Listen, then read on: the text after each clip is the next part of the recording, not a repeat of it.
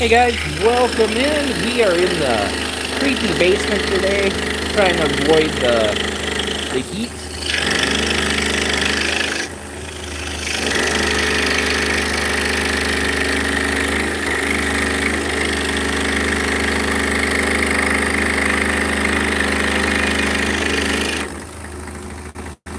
So we have just about, well, we got 30 of these.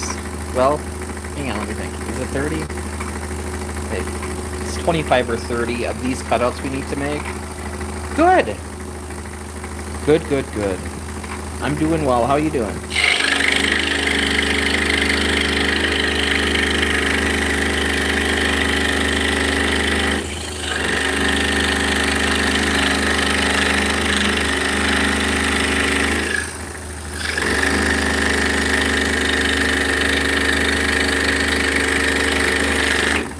So I woke up this morning at 4:30, because why wouldn't you wake up at 4:30? Left for work at 5, got here about 5:15. Started laying out all this stuff. 7 o'clock rolled around. I was able to drill all the holes, and yeah, I've been working ever since. Vicky got here at about 9, and it's almost 10, so I just had breakfast. So can't complain. So I'm going to sit down here and cut these out. Vicky is going to work on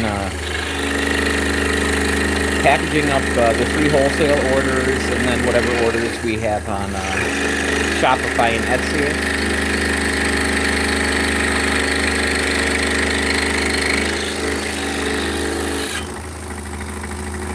Yep, I am in the basement.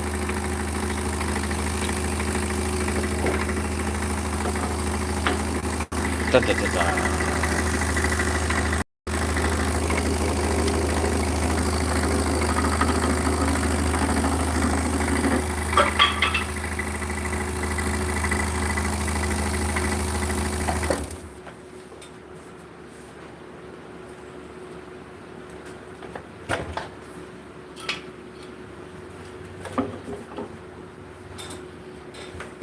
Yeah, I don't have a thermometer. Don't have a. I don't know how warm it is down here, but it's definitely cooler.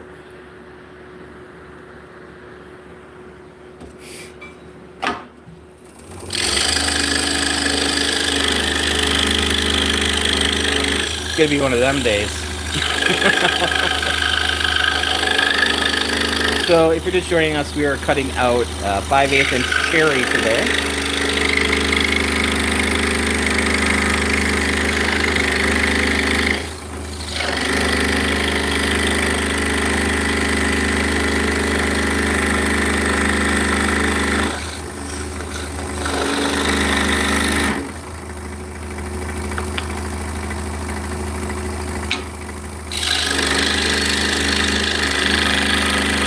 So I'm almost done breaking these down into pieces. I've got like just a couple more, and then we'll start refining it a little bit.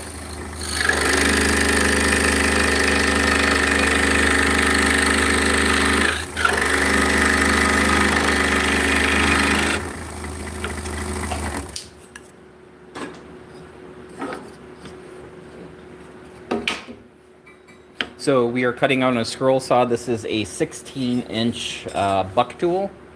So it's a double parallel arm saw.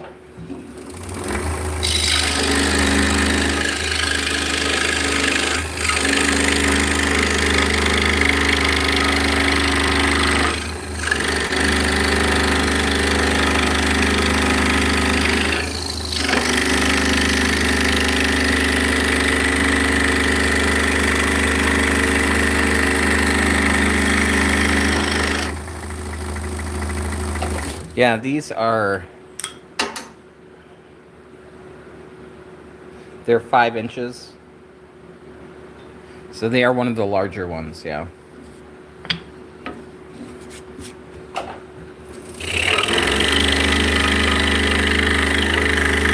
So this is a good general purpose size.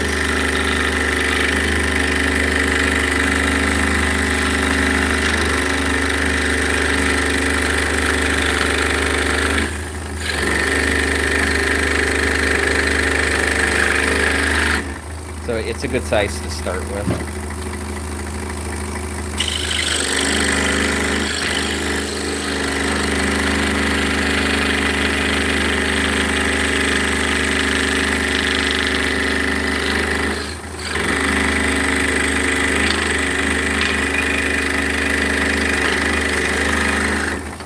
I do make a plying spindle that's quite a bit bigger than this, but it's for plying or art yarn, so it's kind of a specialty kind of size.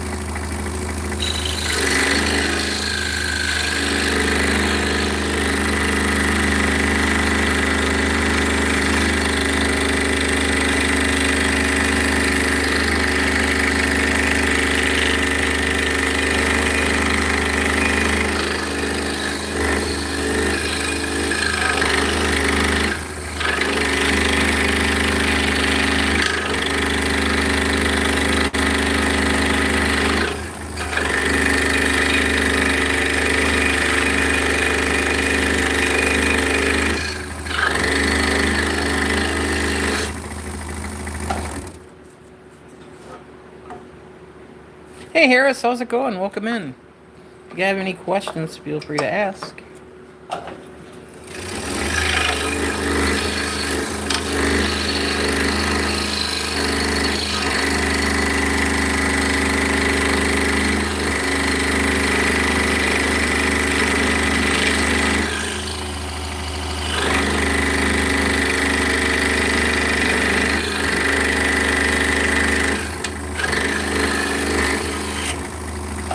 So the piece of wood I have is big enough to put 3 full spindles on, so it'll be, 2 of the 3 arms, and then 3 of the middle arms. So I'm keeping everything together, even though all this cherry came from the same couple pieces of wood. I do want to keep them together just in case the color changes a little bit.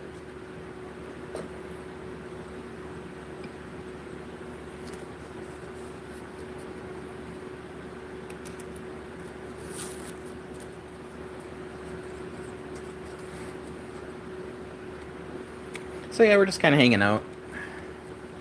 Hey Junior, how's it going? Welcome in.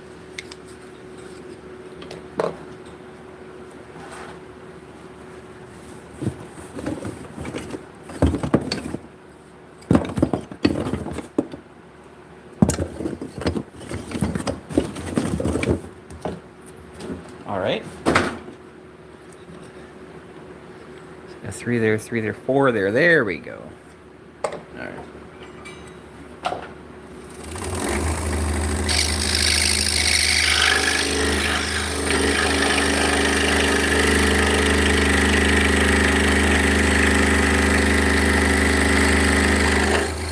So yeah, we're doing a creepy basement stream today.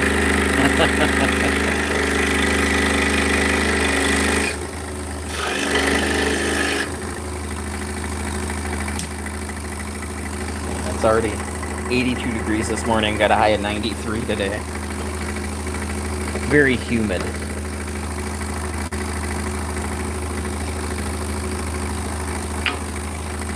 So I have a whole bunch of filament, not a whole bunch, I got 6 rolls of TPU coming on Tuesday. Tomorrow we'll have a whole bunch of filament. So Vicky picked out a bunch of different colors. So we make spindles out of those as well. So she got a bunch of glow-in-the-dark TPU. We've had green before, but come on, come on.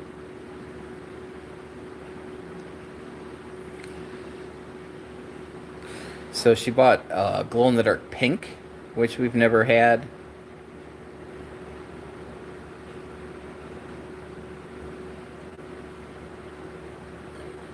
And then also,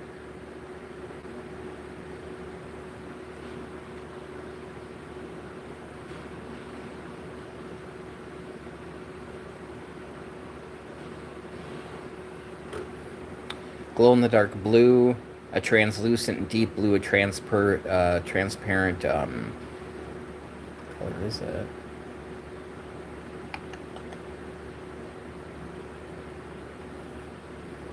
Transparent purple. The enclosure is working well, but I ran out of TPU. And then we got a turquoise blue color and then some green. So these spindles, they use these socketed cap screws to add weight to them. So yeah, I dried out that really, really old filament I had sitting around for a year and it printed fine. So the new rolls will be more of a litmus test. I will definitely be keeping them in desiccant and vacuum sealed to keep them in the dryer.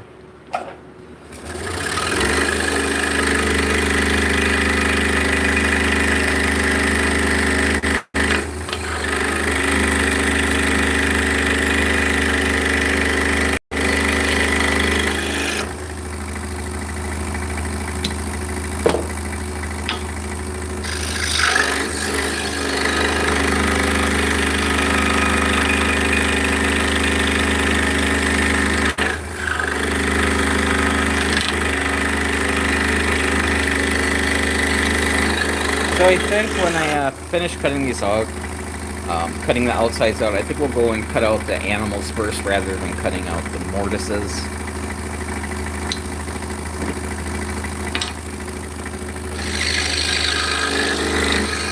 I think that'll be more entertaining.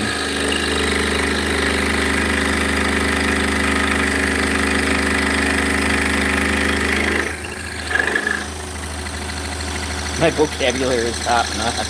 Why, thank you.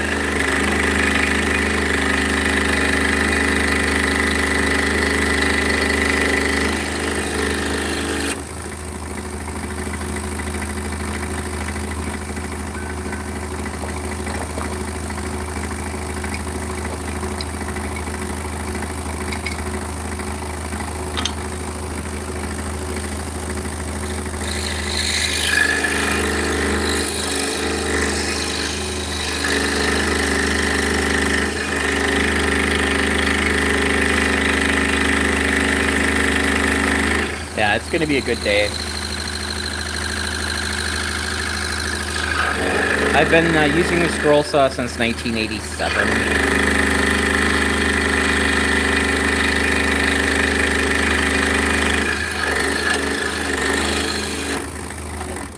So we're using a number 7 Olson blade here. This is a precision ground tooth blade. You can see, you can see the light shining off it. We're getting a very good finish off these blades, especially since this is cherry. So it's not really hard.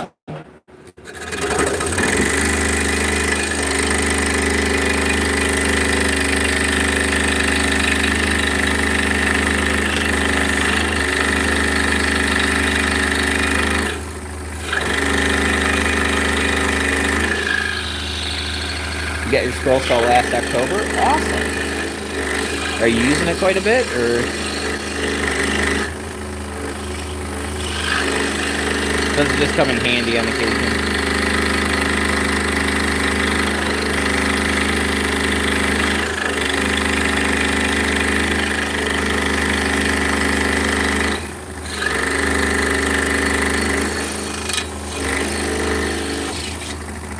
Somewhat, yeah. It all depends what you want to make. Mainly power carve?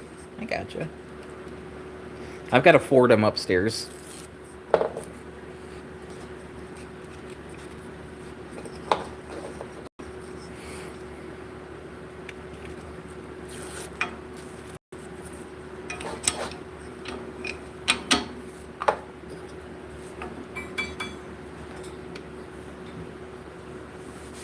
Well, I have a Dremel too, but that's not such a flex.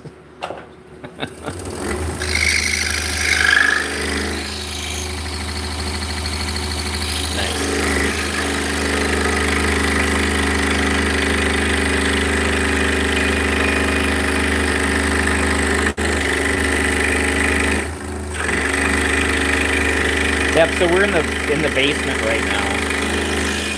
So I have a commercial workspace. So upstairs is the main shop.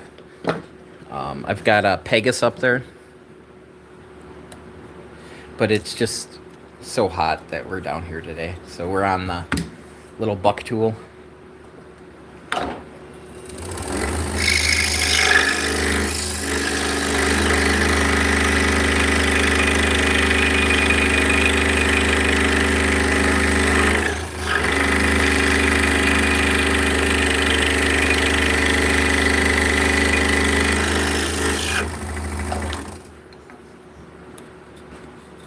So the reason I have the buck tool down here and not the Bauer is this is lighter. This is a 16 inch, the Bauer's a 22 inch.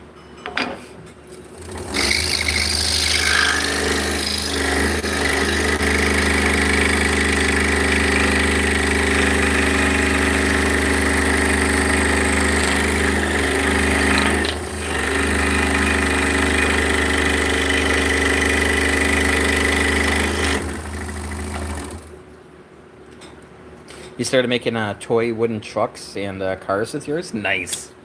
Yeah, I used to make toys quite a bit. So I'm making spindles full time. I'm a spindle maker, fiber tool maker.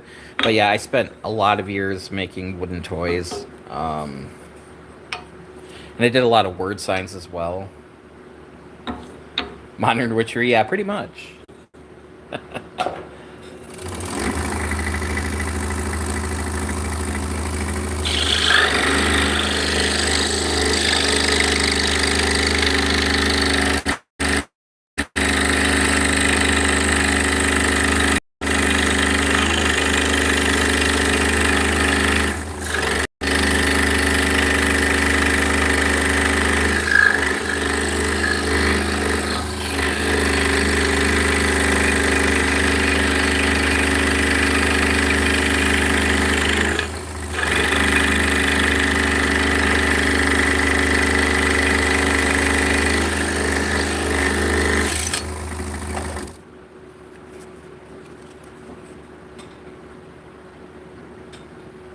Hey Robert, how's it going? Welcome in.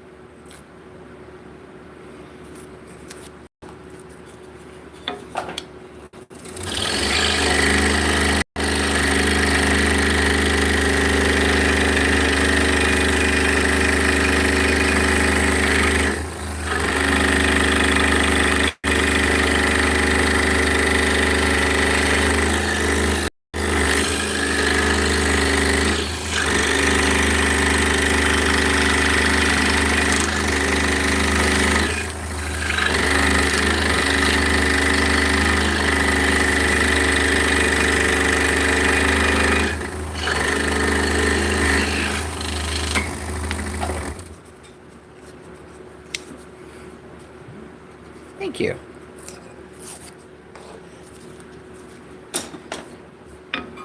Yeah, this is a scroll saw. The bandsaw's upstairs. Yeah, so I just got the Bauer bandsaw. It came out like a year ago. I got it all set up. It's a decent. It's a 14 inch. I was a little frustrated with the blade it came with, so I got a bigger resaw blade off Amazon, and that saw is amazing. For the price, it's just way better than the Raycon I had.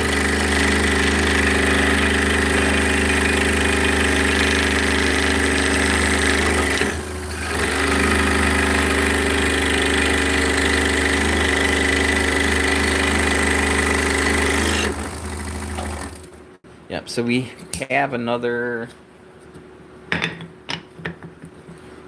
3 sets of these, and then we will start cutting out all these little internal critters.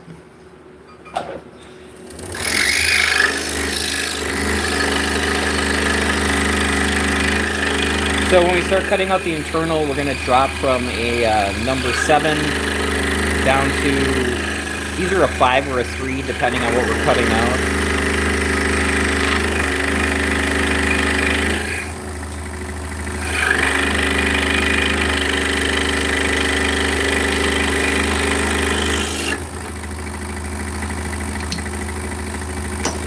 So as far as blades go, this is an Olson PGT blade, precision ground tooth. They're expensive, but they cut really well. I also like Olson's Mach Speed blades, and then the rest of their blades I'm not really a huge fan of. I do cut quite a bit with Nikwa blades. They're sold as Flying Dutchman blades here in the United States.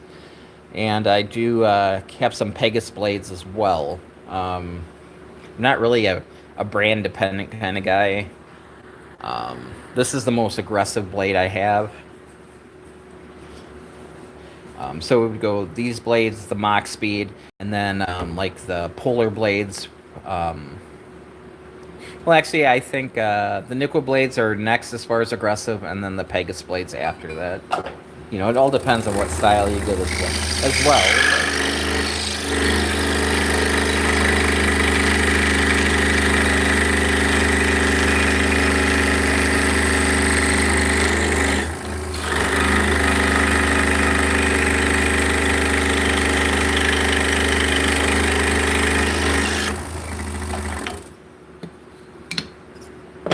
So for the most part, I'll get a 357 of each style that I like. Sometimes I'll do you know, I'll go smaller. I'll go 2.0, or I'll go up to 9, just depending. It all depends on the thickness of the wood you cut.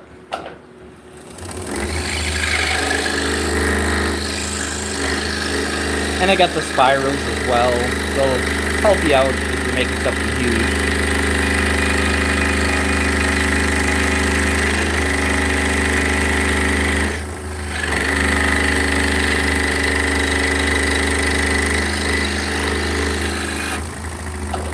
So this saw does not have holders for the blades on the sides like my Pegasus does.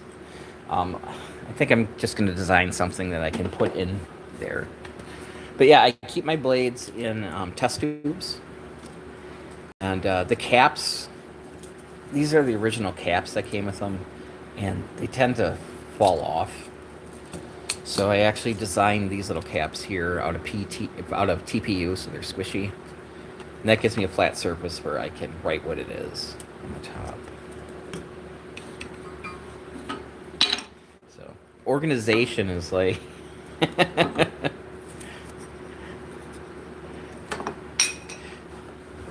kind of the rabbit you're always chasing.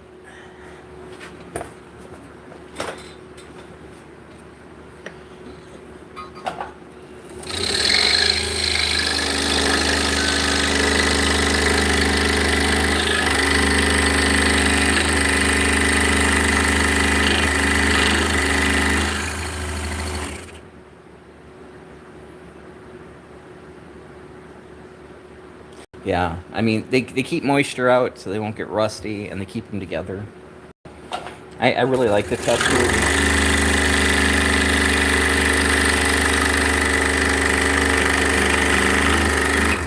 And then I bought a test tube holder off Amazon for them, so it's just rows and rows and rows of them.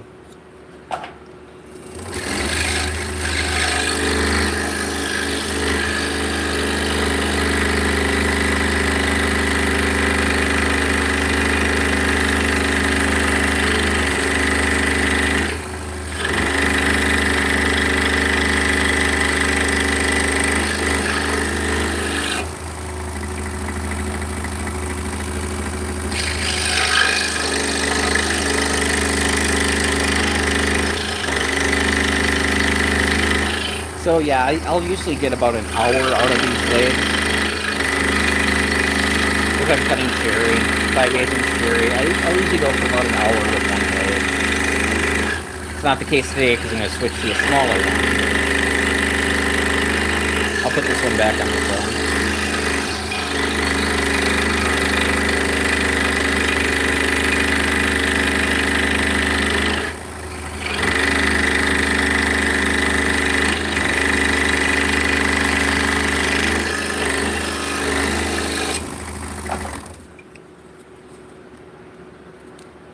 Now the ironic part is like the Super Sharps, the PS Wood Super Sharps, also it's an expensive blade but also a very aggressive blade. These tubes do not fit into the Pegasus saw. They're too big around as far as the holders go.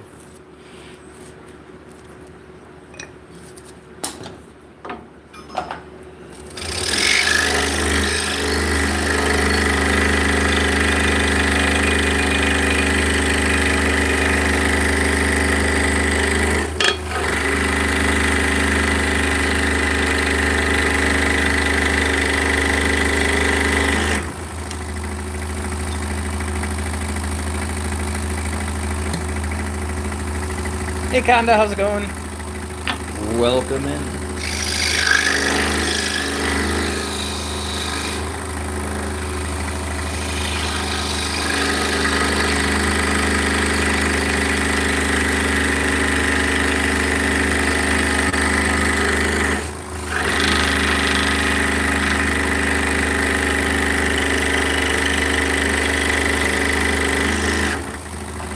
So yeah, I was pretty excited. So Bucktool sent me the saw to do a review on. I make a lot of small things. I really don't need the really big throat depth on it. For me, a 16-inch saw will basically do 99% of everything I've ever done. I don't mind having the larger ones, but it's kind of nice having a smaller saw. You know, it's easier to carry into the basement.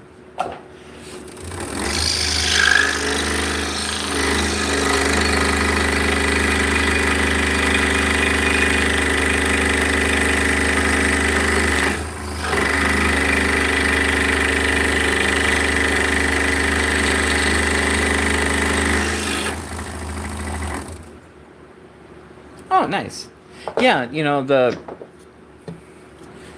tutorial videos I have nothing to do with making this kind of stuff. You know, I've got some other project videos on, you know, just silly things. But, you know, skill builders.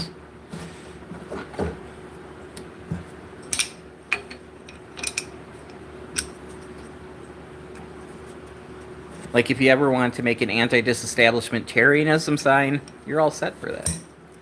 All right, we're going to switch from number 7. Let's go to a number 3. We'll just have to take our time. So, these are Mach speed blades.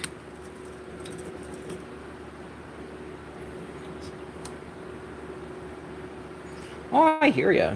It opens up a whole bunch of ideas.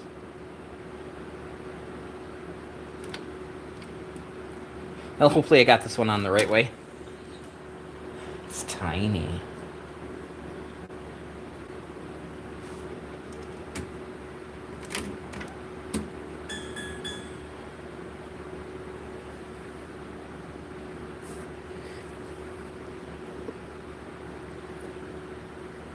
Got a big old barnfly down here. Alright, we're going to start cutting out the kitty cats and the butterflies.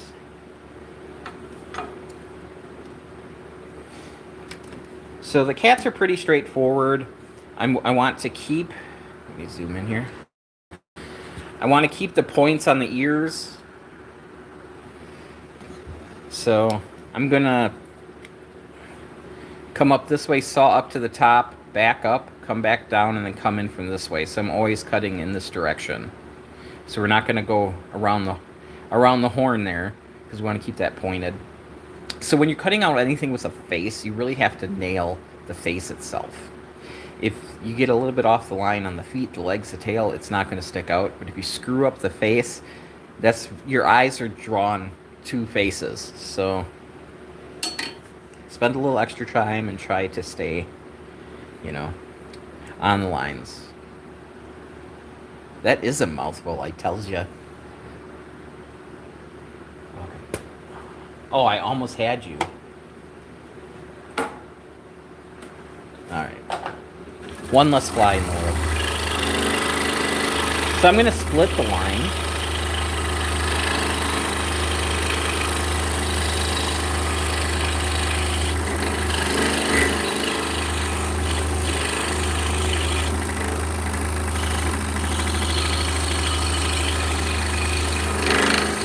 So I'm going to follow the pattern pretty close until I get to the back leg.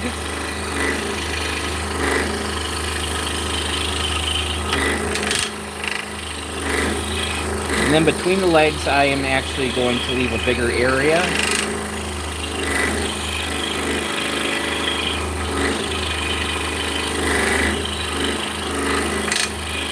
I'm going to come up here.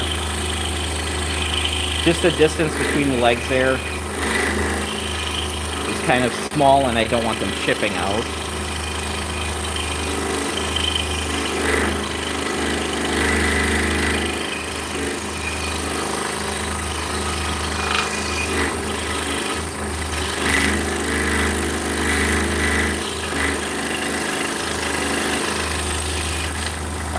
There we go.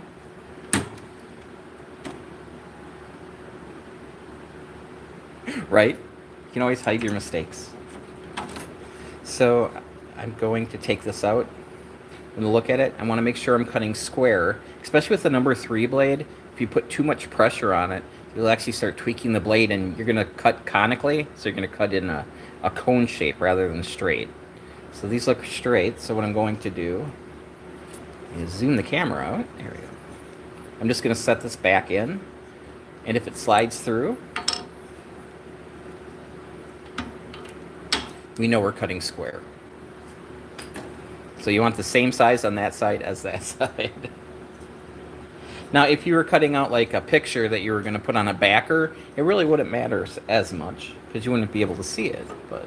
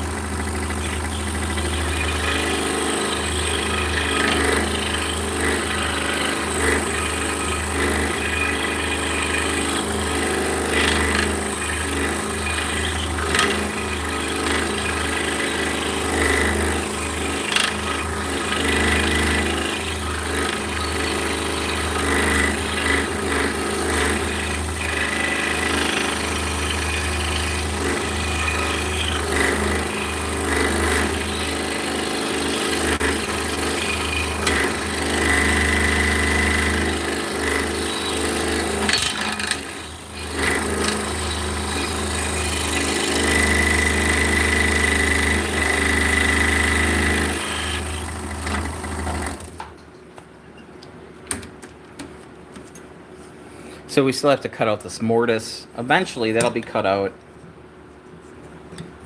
And then the center arm will slide in there.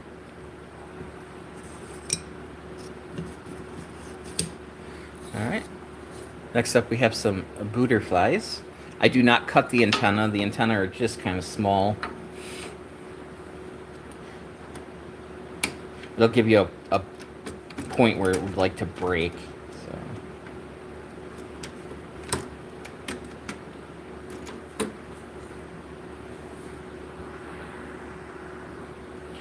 Alright, so this one, pretty straightforward. Got a little hump there. You can see there's wiggles all the way down here. So we got flowing lines on the top, and then wiggle, wiggle, wiggle. Yeah, let's cut, see what happens. Oh, I also put a magnet on my pencil so I can just stick them to the tool, and then I don't have to hunt them down. There's nothing worse than trying to find a pencil.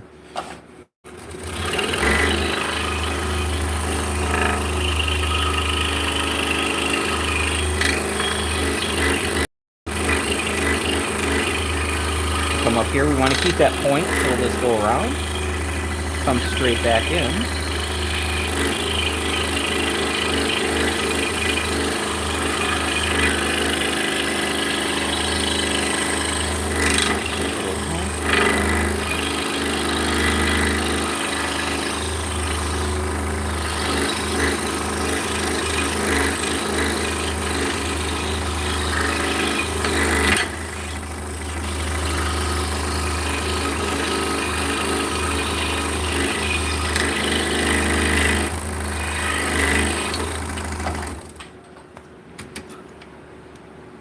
What is the brand of the jigsaw? This is a buck tool, 16-inch variable speed scroll saw.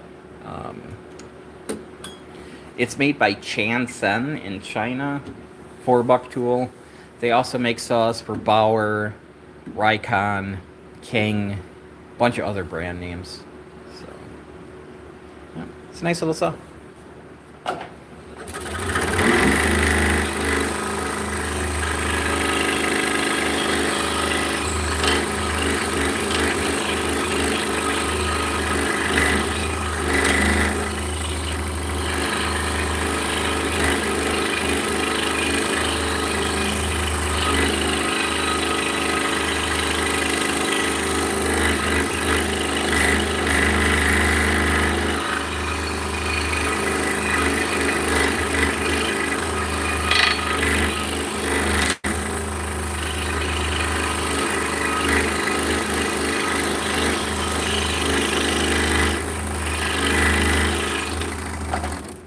So yeah, my main production saw is a Pegasus, but it is super hot and humid today. Where's my watch? There we go. We're up to 82 degrees right now with a high of 91. So we're in the basement scary satellite workshop.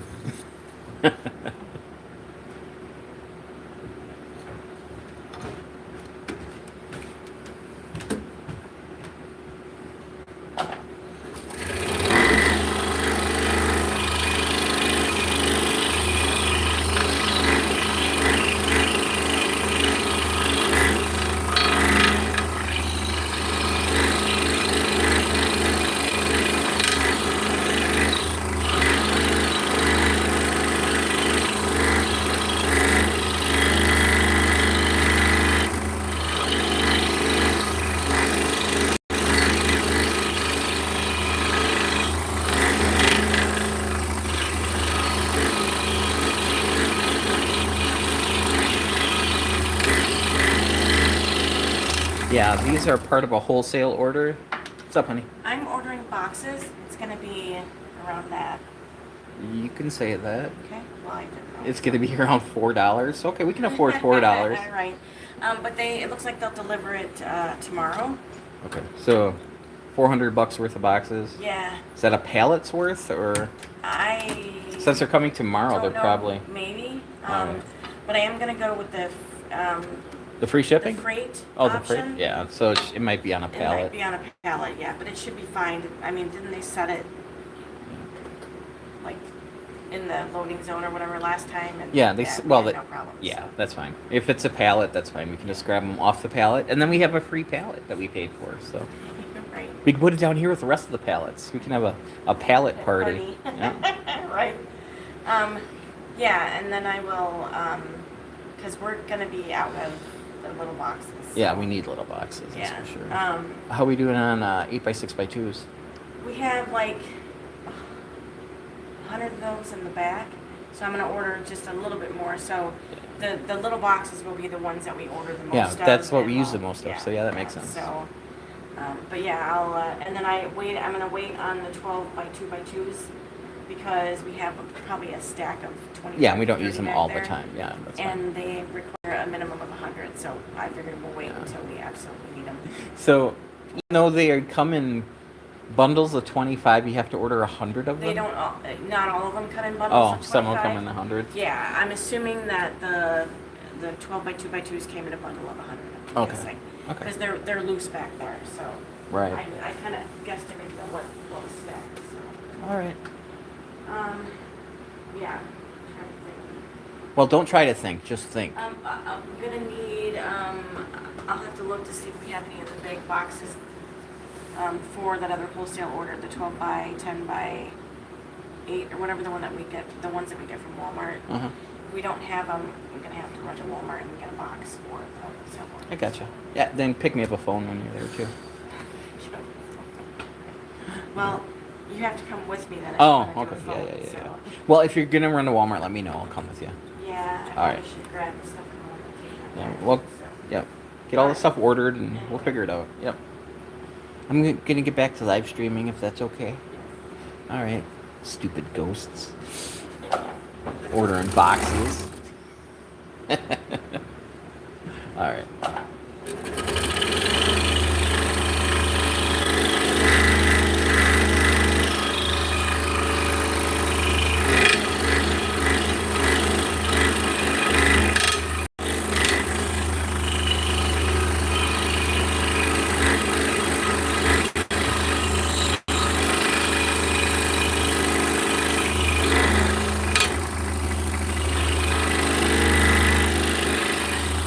Yep, so we get our boxes through Uline. It's not my favorite company in the world. I don't agree with a lot of their political and religious beliefs, but I've tried other boxes and they've not been good. So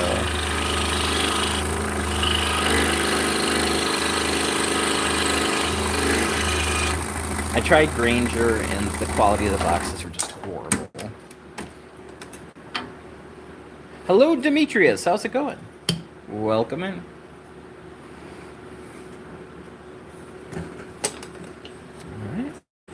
Now we got some sheep to cut out here. So I think it's 5 cats, 5 butterflies, and 15 sheep is what we're cutting out today. I think there's a couple extra cats because I wanted to fill up a board.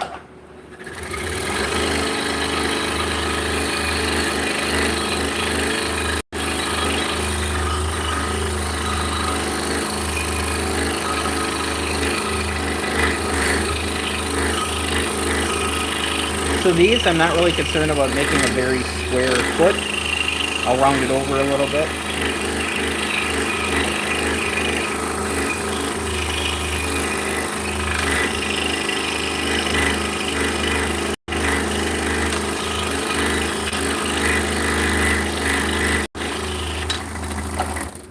There we go. Hey, Mike. And that's okay. I've been live streaming at weird times, so it's not you.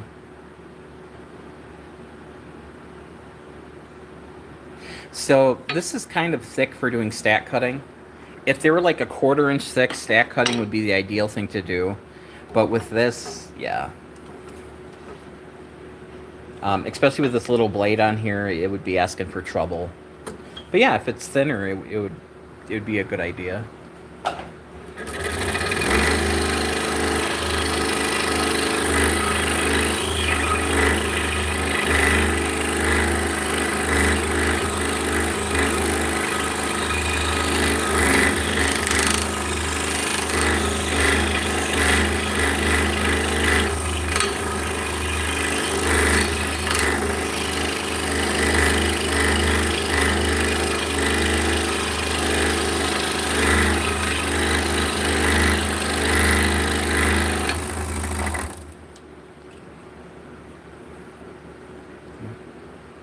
Isn't it cute? They're adorable.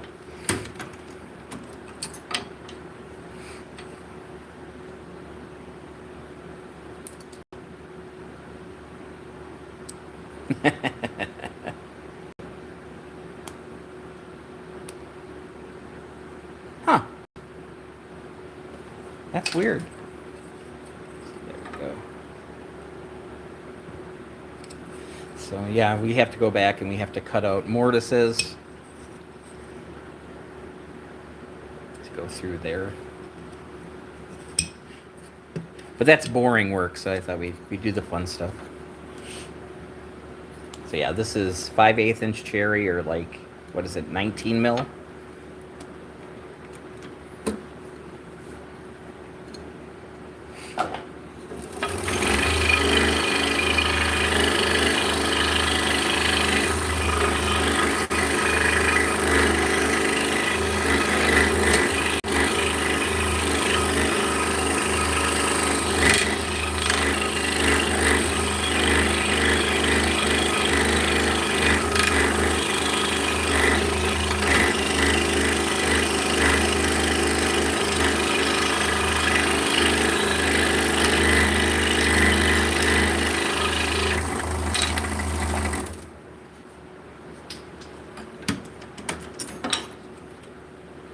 So yeah, especially when you're cutting with a little blade, you kind of have to balance the speed that you cut and how far you push, because the blade's so thin you can see I can bend it back and forth. So you kind of have to let the blade do the work, but you also have to get stuff done too. So it's like walking a tightrope.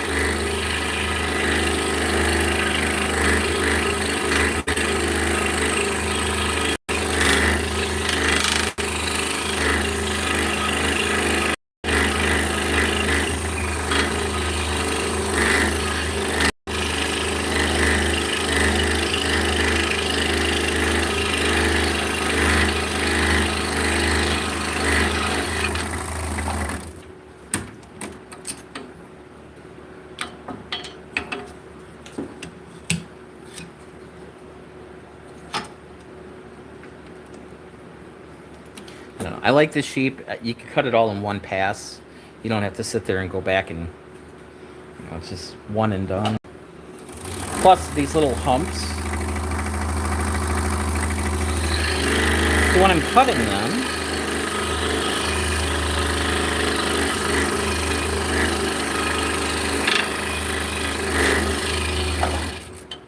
what I do is I'm looking at where I am now, and then I'll go down to the base of the next one. So I'm not looking at this curve here. I'm seeing where it ends, and I'm just joining those two lines together in that arc.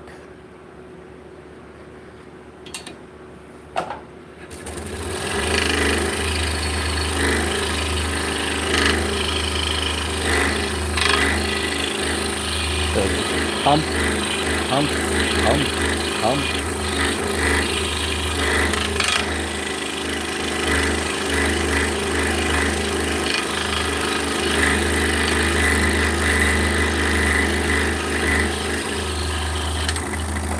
You don't have to be extremely precise on these. It's not like you have another piece that's going to fit in there or anything.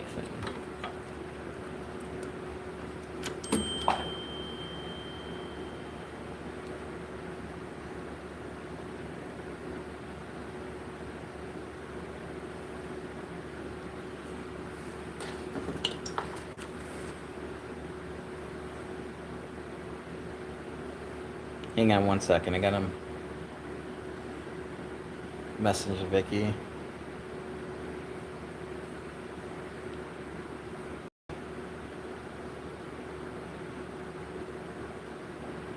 All right. How does it affect the balance? Well, it brings the lightness out of the wood. It makes the wood lighter. Since we're cutting both, on both sides. It doesn't affect the balance too much. It'll affect the weight more than anything. Hey, Landis. Yeah, scroll saws are fun. They really are.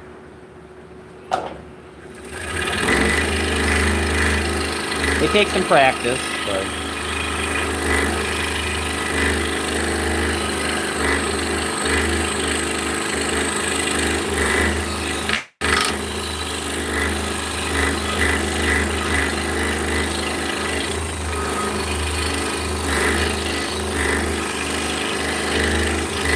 I really enjoy them. I really do.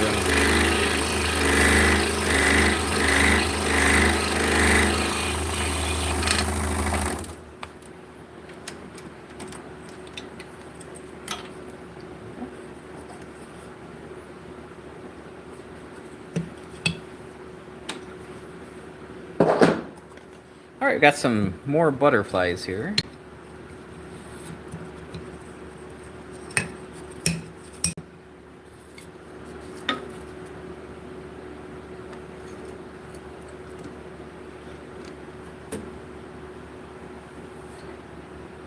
Yes, everything needs to line up perfectly. This is not that case.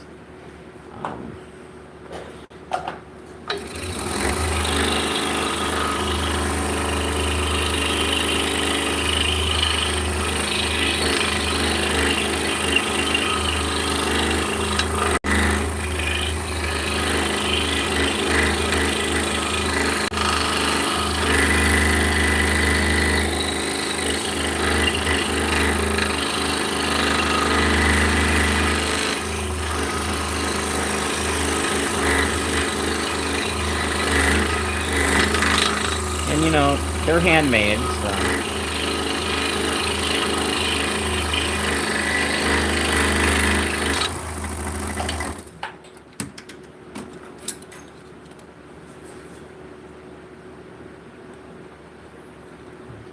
I don't know, the blade bends so easily. Yeah, you kind of have to get a balance between the thickness of the wood and the wood number. If your blade is like bending quite a bit, you probably want to go up to a larger size. This blade here, number 3 for 5/8 inch cherry, is way too small, but I need to get the detail out of it, Otherwise you're using a big fat Sharpie rather than a fine point pen.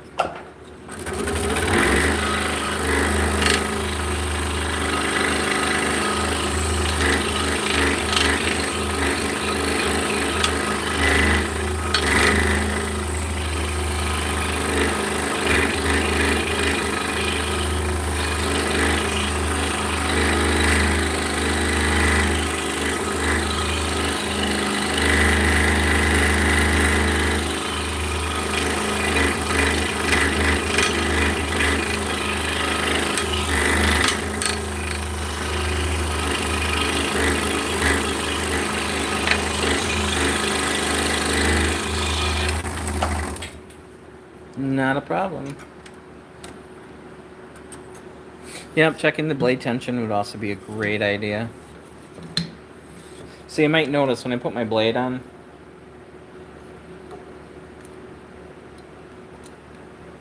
if I can get my blade on, there we go.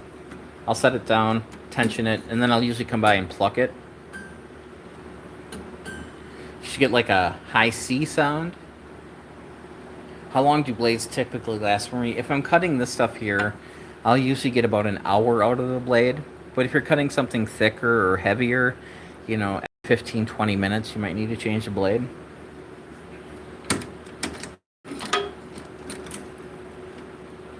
I mean, with this little blade here, we might get an hour out of it rather than an hour, but the bigger blades that I use for the outside, I usually get about an hour out of it. But, yeah.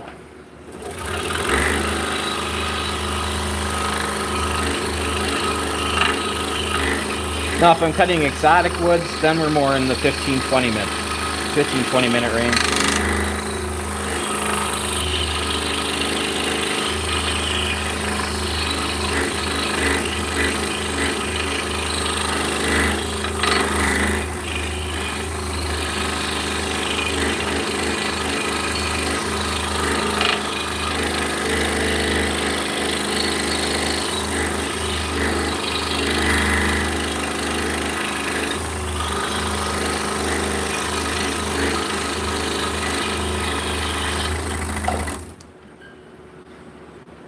Now, you'll notice occasionally I'll do this too to make sure that I'm still cutting square. I mean, if you can push it all the way through.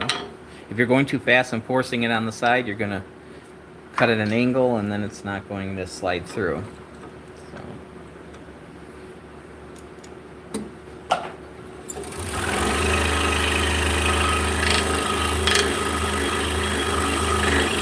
You know, if you notice that your blades are getting harder and harder to push, you notice that you start burning, it might be time to change out.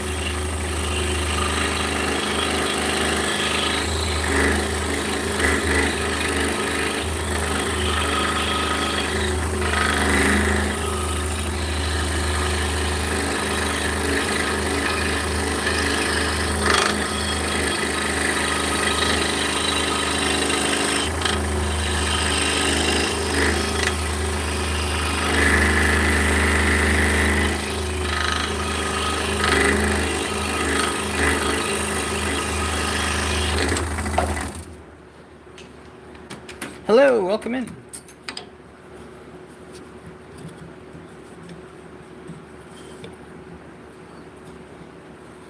Hey, Jose, welcome in. So we got another butter. We should be just about out of butterflies.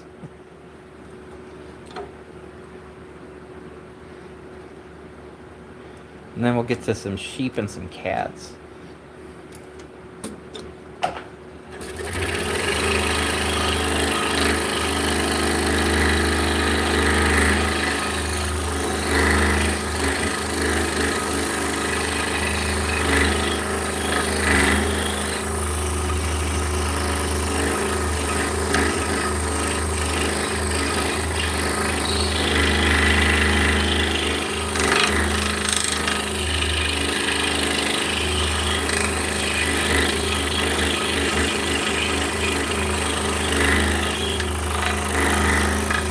So my patterns are just printer paper.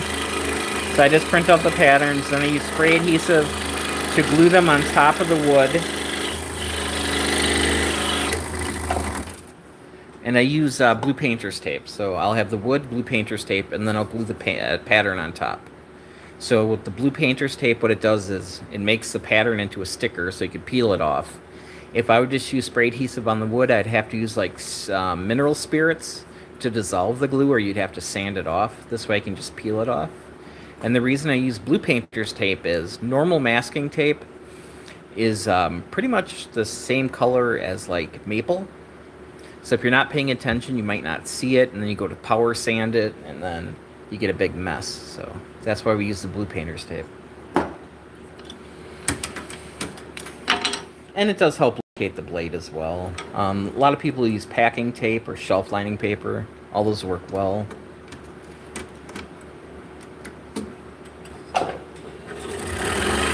I just found what I like and just stick with it.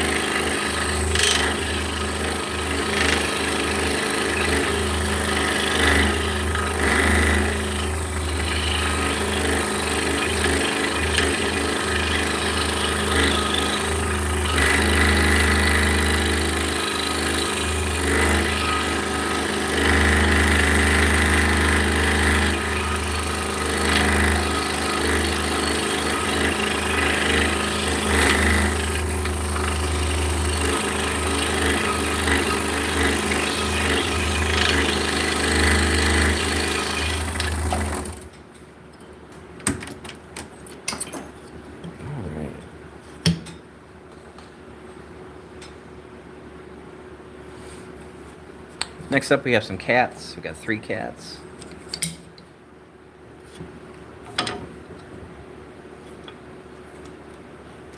And like I said before, the bottom legs are going to be a little bit different. I'm going to come up a little bit on this side and come back a little bit on the other side just to make that a little bit bigger, so it's not as prone to chip. And I am splitting the line. That's my goal.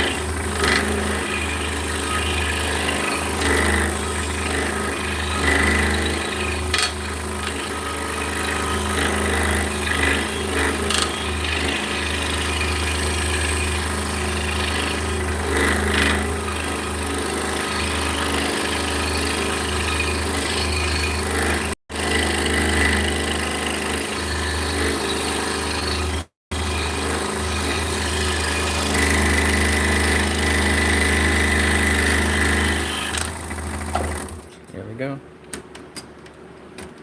I am running full bore on this, so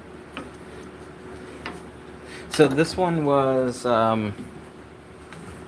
not the final production model.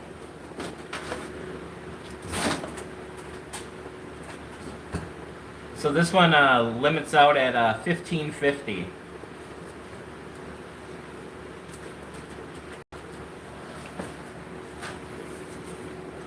Yep. So this one maxes at 1550, and I believe the normal retail ones max out at, I think, 1350.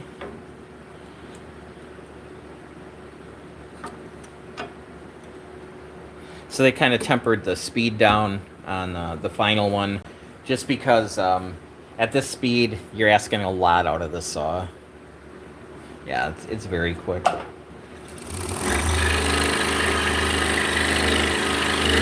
But yeah, I'm running at full speed, so.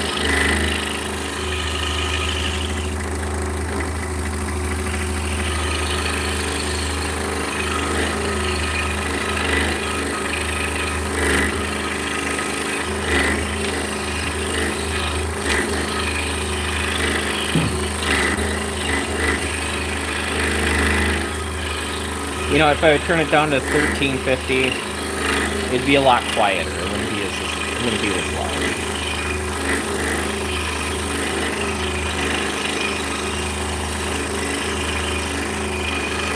Which is probably why they governed it slower.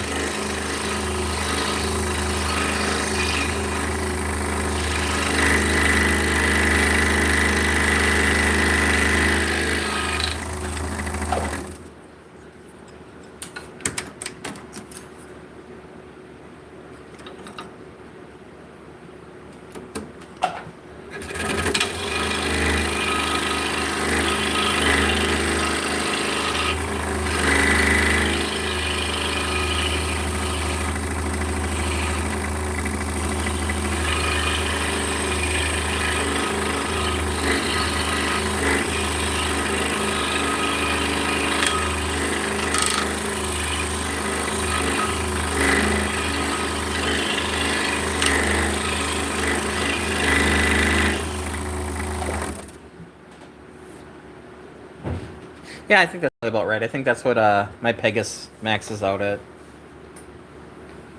Another sculpt cat, pretty much.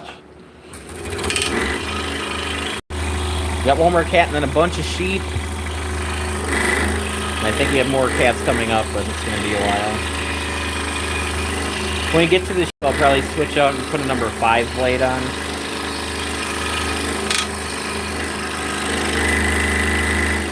Or we can keep it with 3, it doesn't really matter.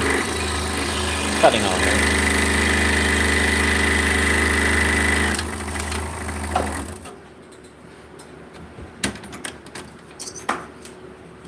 So one more.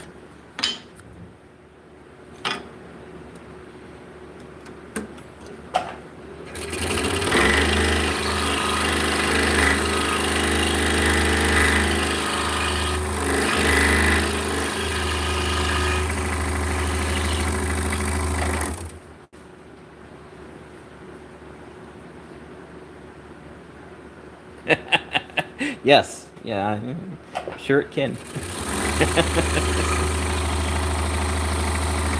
This is a Turkish-style drop spindle that'll be used for spinning yarn. So it's basically like a top almost. So this has 2 sets of arms, and then there's a shaft that goes through the center, so it's like an axle, and then it spins upon that.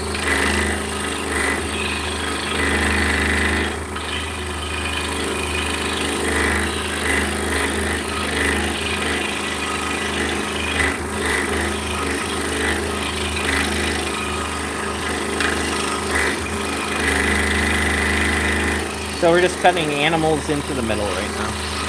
It's decorative.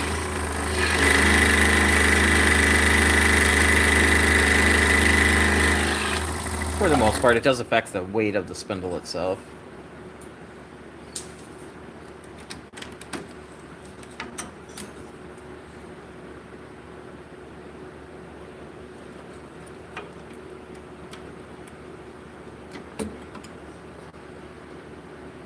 Pretty much. It's the original fidget spinner.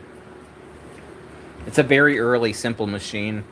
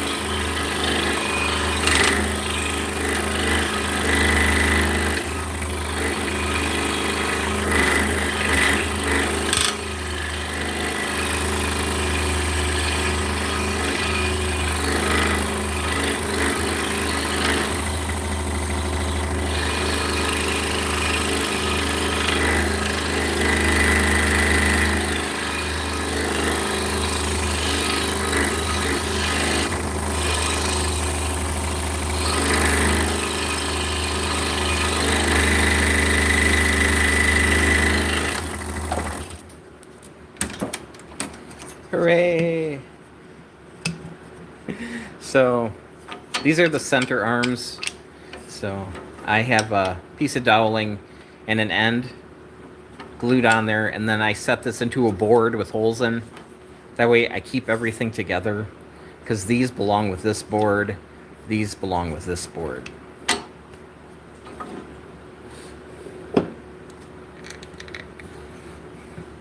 So it kind of falls back on just keeping everything organized.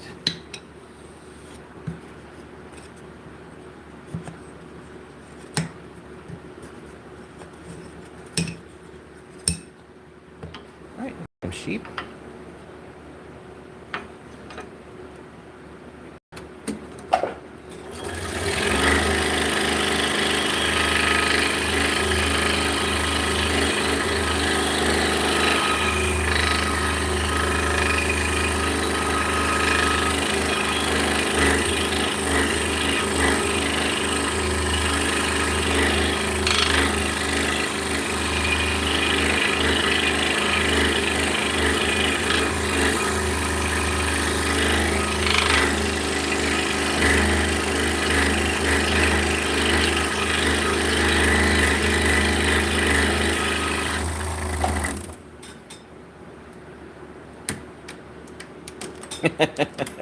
It's hard. It really is to keep organized and not make a mess. And,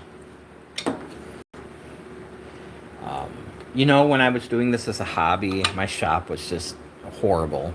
But now that, you know, this is my profession, I mean, I just work a lot better when it's everything's organized. But, yeah. I guess it's just getting old too.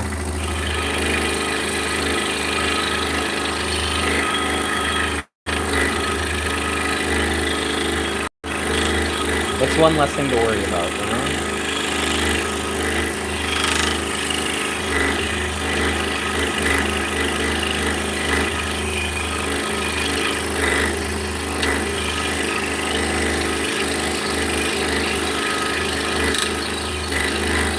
I am a little bit disorganized upstairs right now, but it's not so bad. Yeah.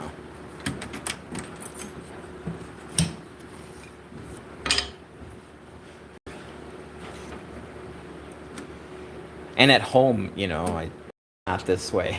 Actually, the house is actually in pretty good shape. But, yeah. Yeah, Vicky seems to be a little bit more disorganized than me.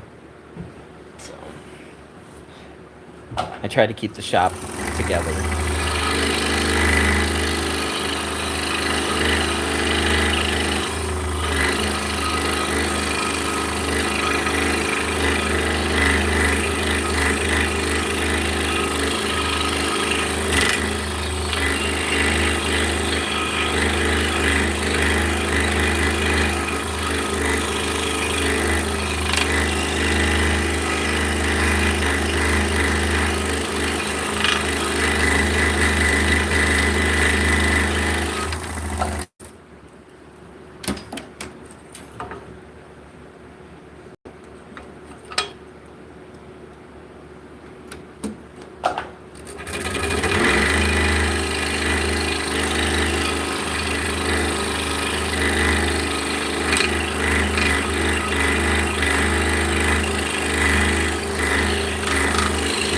You know, when I was working out of that 10-foot by 10-foot bedroom, it was really important that I kept everything organized, otherwise I would be physically buried.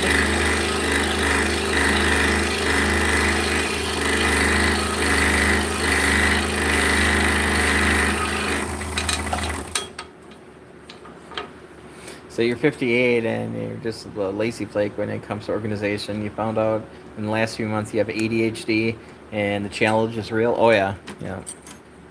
I know it's probably shocking, but I too am neurodivergent. It's our superpower.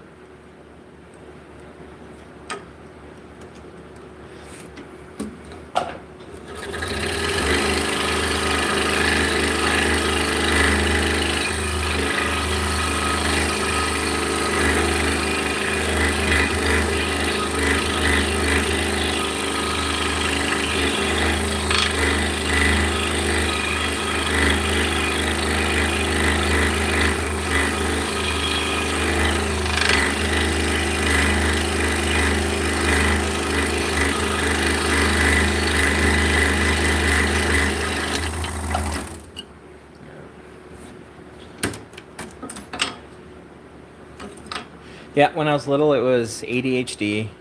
Then when I got older, they decided that I'm probably dyslexic. And then when I got older than that, they decided that I was bipolar. And there was like depression in the middle there too. So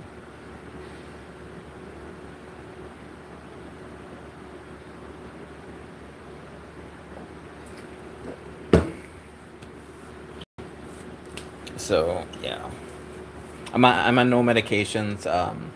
I've mistakenly taken Adderall before, which was just awesome. It just shut everything down. But yeah, I've been on a bunch of stuff. I was on lithium for quite a while. I'm allergic to a lot of things, and yeah, I just felt like a zombie all the time. Kind of sucked the creativity out of everything. So now I'm not taking anything for anything. Well, but I am taking gabapentin for neuropathy because I am diabetic, and I think that's really mellowed me out. Yeah, you are what you are. It's like to one person I'm this, to another person I'm that. I could be all of those things, all blended together. You know, for me right now, I've kind of changed my whole life around to not have to be on medication. I'm self-employed. I do my thing. I can be very productive when I'm not talking. Yeah.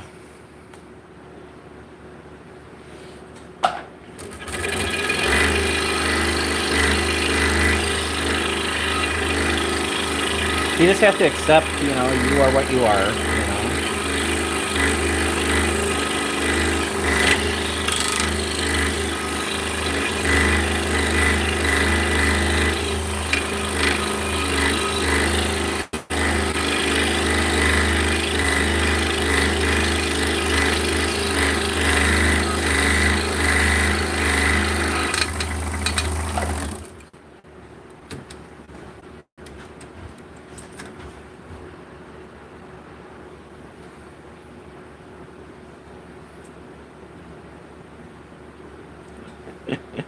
The tornado damage is real. It is. Do you do like yoga, chanting stuff? I don't do any of that.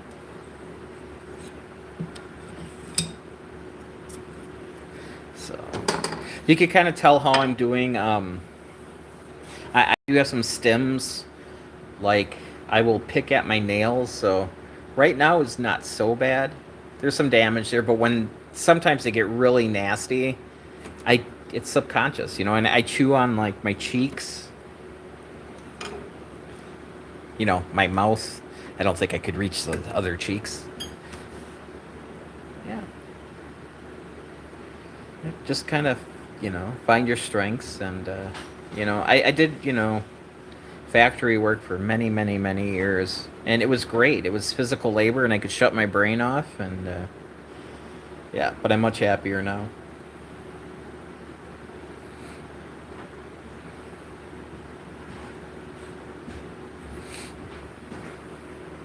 Yeah. Well, listen to your doc. That's all you can do.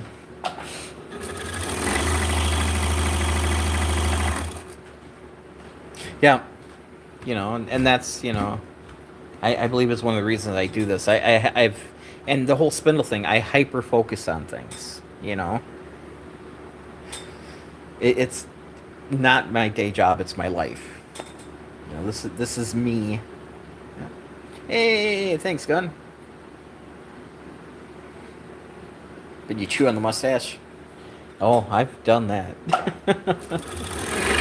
Most of the time, they're like, "Get away from me! Stop chewing on my mustache." No, I used to do that when I had a handlebar.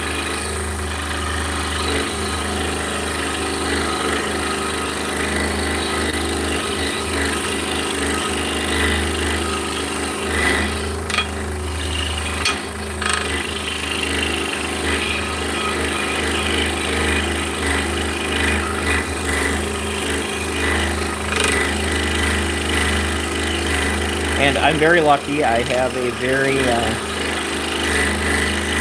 tolerant partner. I'm way more honest with her than I've been with any of my other relationships. Yep, have a good one.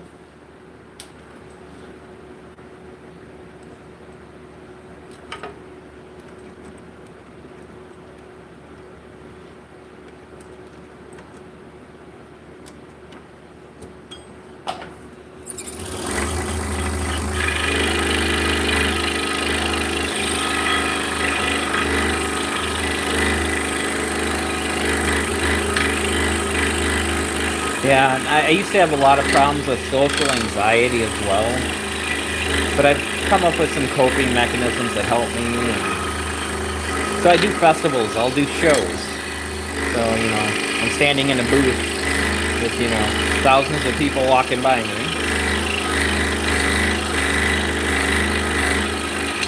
So yeah, there's a lot of masking. That's why there's so many great actors who are neurodivergent, because they spent their whole life pretending to be, what people thought they should be. No, labels do not. So we are making drop spindles this year. These are Turkish-style drop spindles, and they're used for spinning yarn. So this is what came before spinning wheels.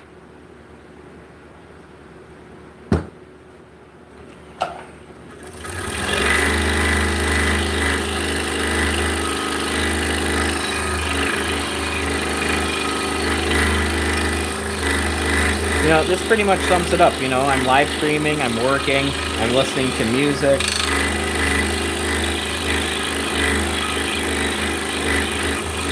I mean, I can't complain. This is my life, I'd be doing this if I wasn't working.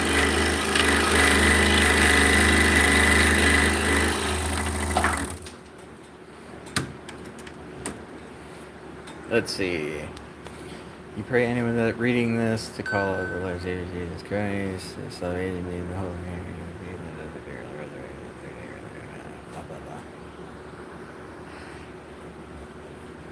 All right. So Lovely says, I bought my 10-year-old son a kid's woodworking workshop for Christmas. Awesome. He's only tried the jigsaw and it scared him. Gonna have to save your channel. Maybe it'll help him. Yeah, you just got to realize that, the scroll saw itself, yeah, you can get cut on it, but it's not like you're going to cut your finger off. Worst case scenario is you're going to have to put a Band-Aid on it. It's going to hurt, but think of it this way. I mean, are you not going to read books because you could get a paper cut? When people wear pins, comment on their pins. You have a Garfield pin and it helps start a conversation without an awkward introduction. Nice. Hey, Nature Boy, how's it going? Yeah. I mean, I started out when I was 12. I started my kids out, 11, 12-ish. I think my son was 12 and my daughter was like 11. They used it before that under close supervision, but yeah.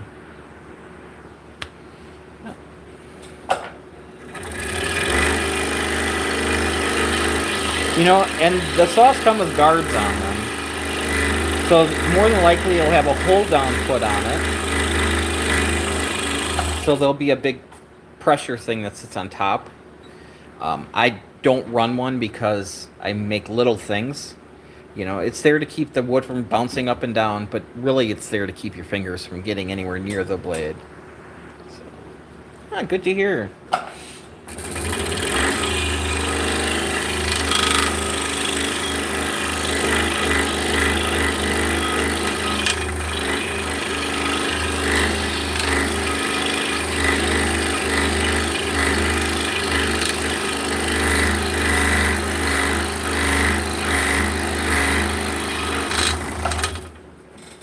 So yeah, normally when I'm up in the main workshop, we have monitors because I used to do a lot of non-cell phone live streaming. So we have monitors all over the place, and we'll have music going. We got Bluetooth hearing protection, or we'll watch TV. We're currently watching Doctor Who again, so we're watching the newest run. Well, I'm on season 2 right now, so it's David Tennant. I like him and Matt. So Matt Stone.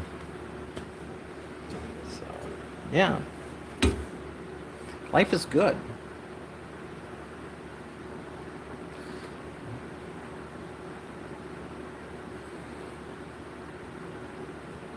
Yep, normally when you get a scroll saw, the first thing you do is take the hold down foot, you throw it as far as you can, then you walk over to it, pick it up, and throw it again. And that's usually a good enough distance to get it away from your saw. But yeah, if you're first starting working out, the TARDIS is the door to your shop. That's amazing. So is your shop smaller on the outside?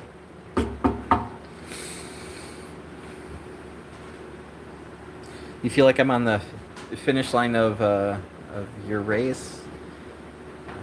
I can only act in front of people only so far. Once I get pushed up and blue. Yeah, I hear ya.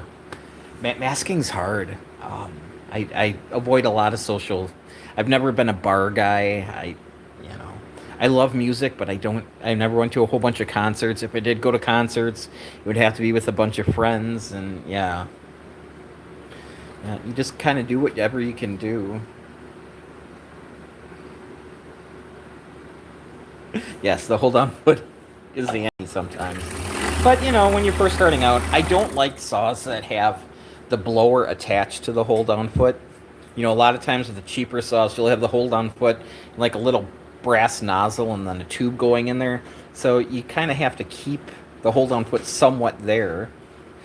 That's the hole for the hold on foot on this one.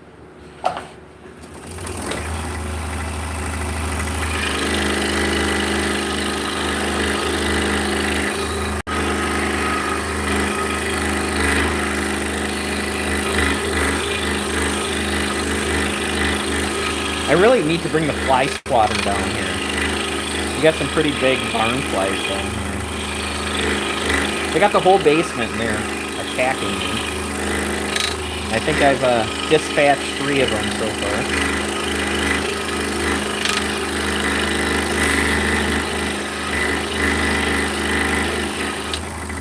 Or I could just get a chameleon and bring them down here.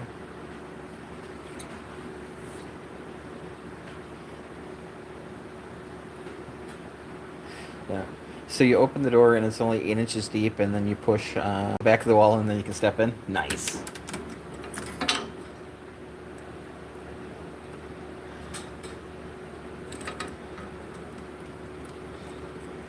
I guess I didn't realize that I still had the original knob on here. So if you look at my blade, it's hockey pucked. And that's because these saws have a one-piece bolt that goes in. So let me grab a different one.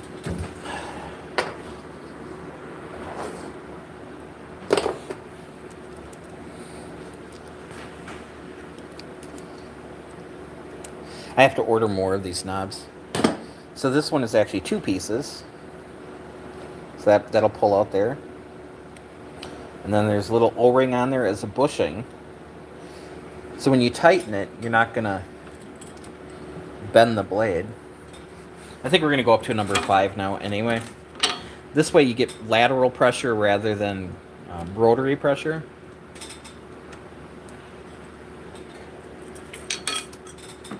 Now what I do when I take a blade off, this one is obvious, I've been using it, but I'll take them and I'll fold them in half. Sometimes they break, sometimes they don't. That way, if I find one, I'll know if it's used or not.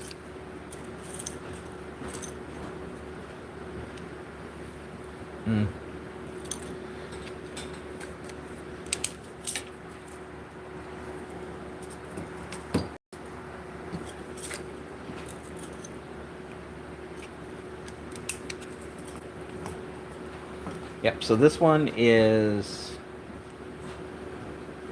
a skip tooth. It's a number 5 skip tooth. This is a Pegasus blade.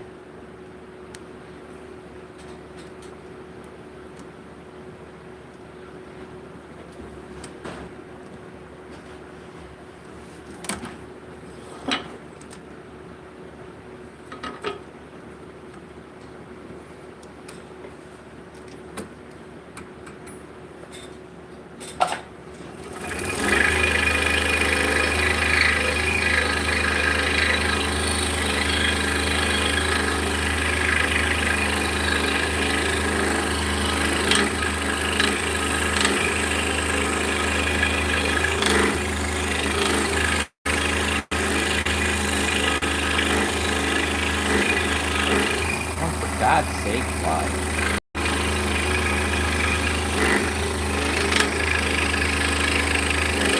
So I have a fan blowing up to me, so the flies get caught in the breeze from the fan. But I have like multiple lights up here. I've got an OT light over here, and then a big photography type light on the other side. So they're attracted to the light, and then they get blown around by the fans.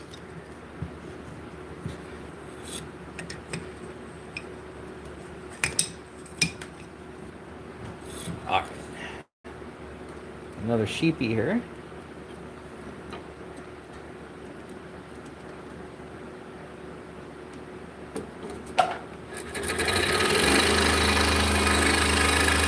Yeah, and my main scroll saw, I also have a magnifier on it.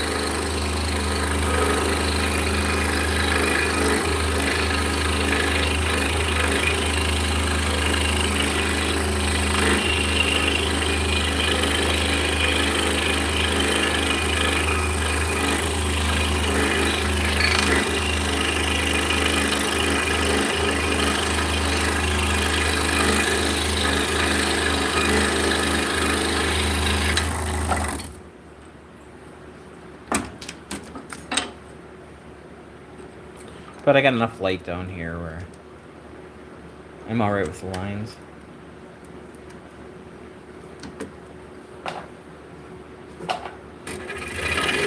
I'm also running my saw off a foot pedal.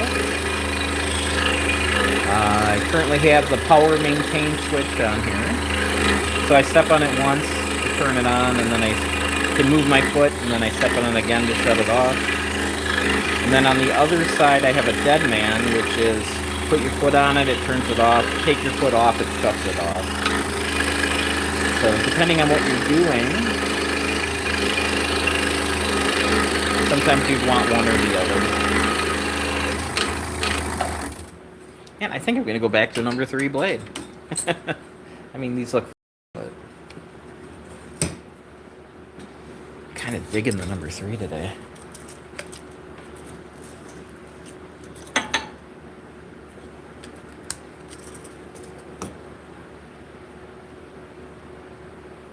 And that's the one bad thing about the, once you get down to number 3, it's kind of hard to see which side's up. So if you go towards the middle of the blade, you can feel which side it's cutting on.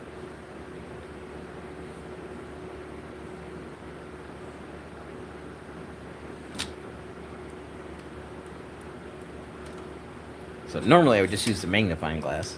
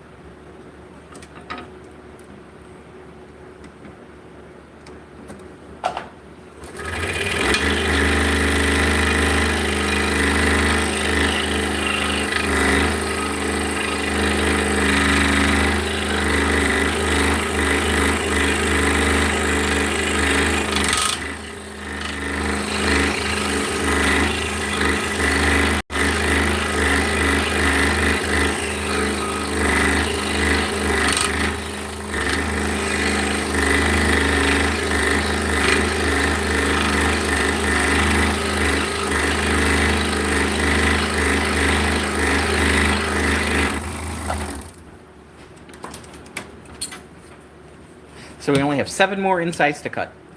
Well, 7 more, so 14 more inside things to cut. And then we can go back and cut out all the middles. So for the middles, we're going to jump back up to a number 7 blade because we're going to be cutting more straight lines.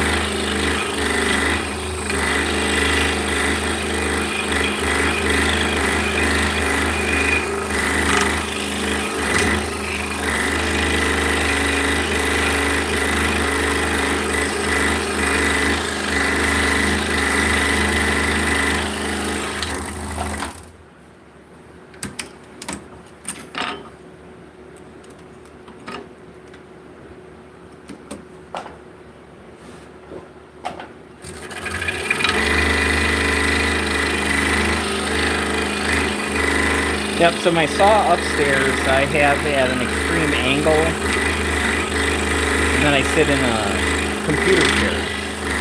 Nice comfy office chair. Down here it's flat, and I'm sitting in on a big tall like bar stool.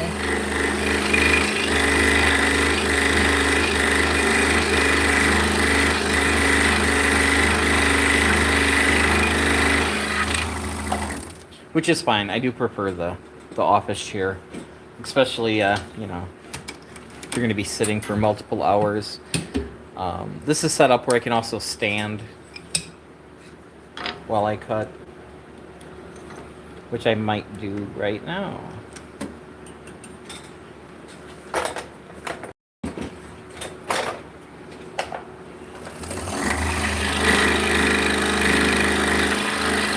Excuse me.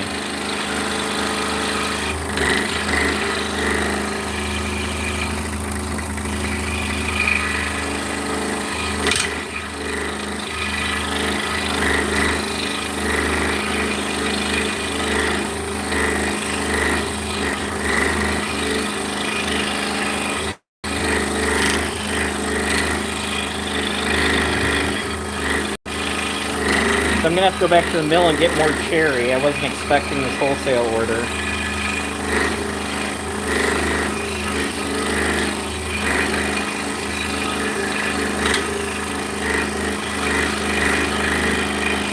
I'm not complaining. Not complaining one bit.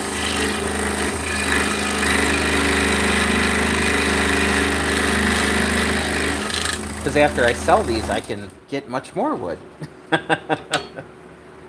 Your shop suit is great for you're putting your backside to sleep. Yeah, that could be why I'm standing up right now. Hey, thanks. How's Shoot doing today?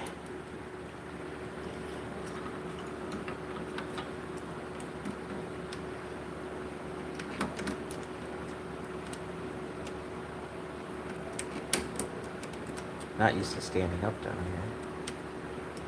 You too good for your home?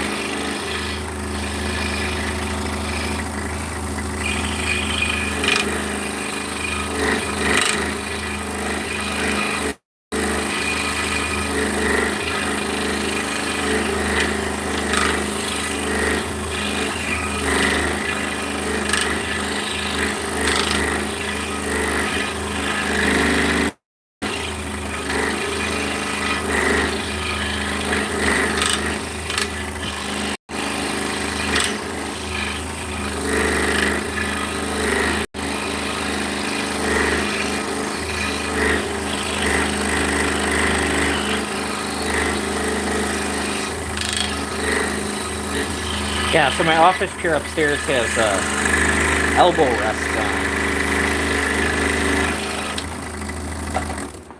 And they can squish in. So, have elbow support upstairs. Hey, thanks. So we got 2 more kitty cats and then 3 more sheep.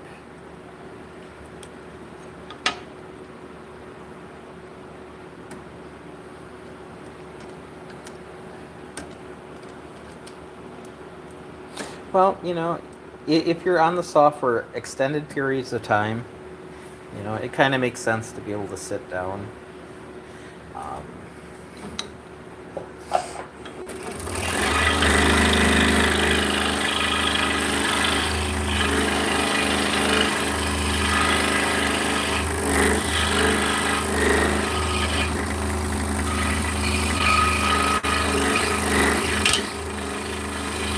I mean, a lot of the early scroll saws were pedal powered, so you had to sit down to pedal them.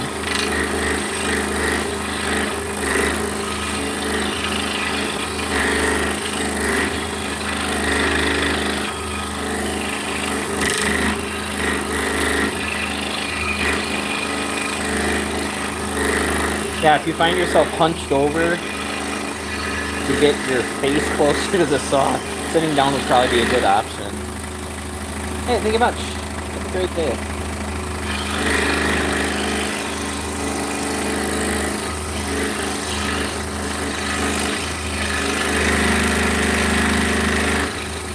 Somebody didn't use enough spray adhesive. And that somebody would be me.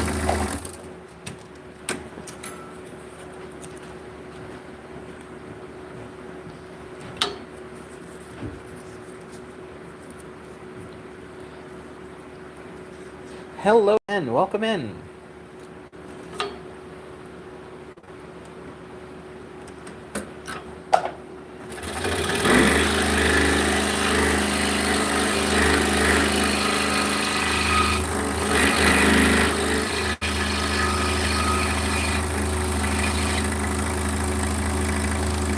Hey Billy.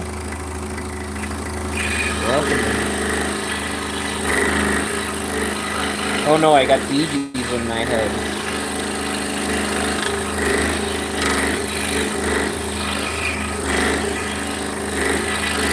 So I guess I'll be staying alive for the next couple minutes.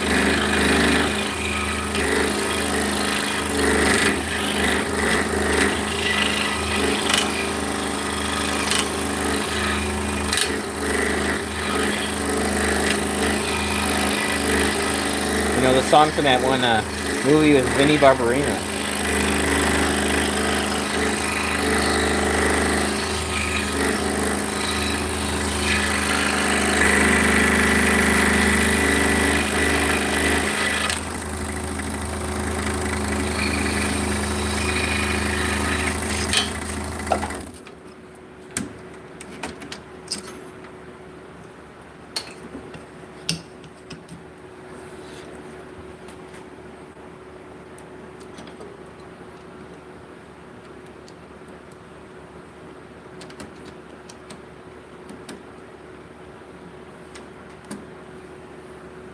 Yeah. So we are currently up to 86 degrees. Last time I was upstairs is probably 80, very humid. Down here I'm guessing it's probably like 74, 75. One had to guess.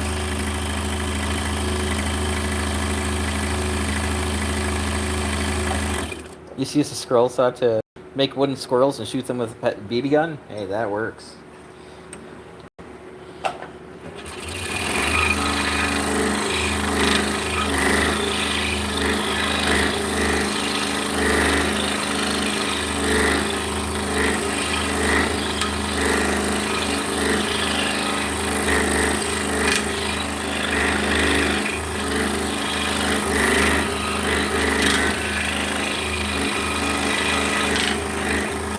I can honestly say I've never made a wooden squirrel.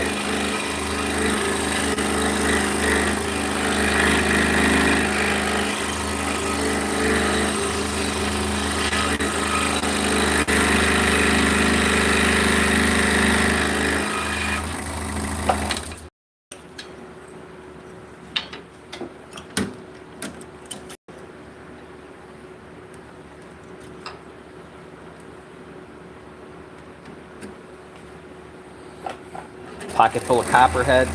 Away you go.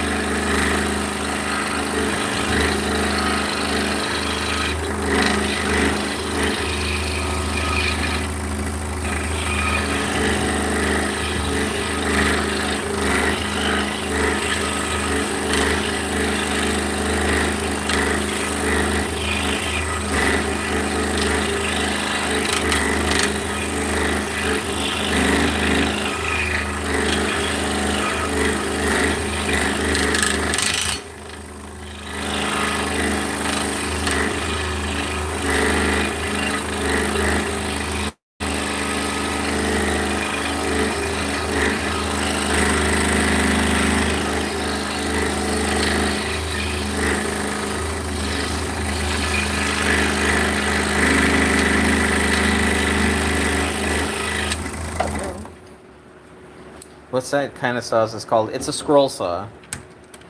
Back in the 50s, they used to sell them as jigsaws.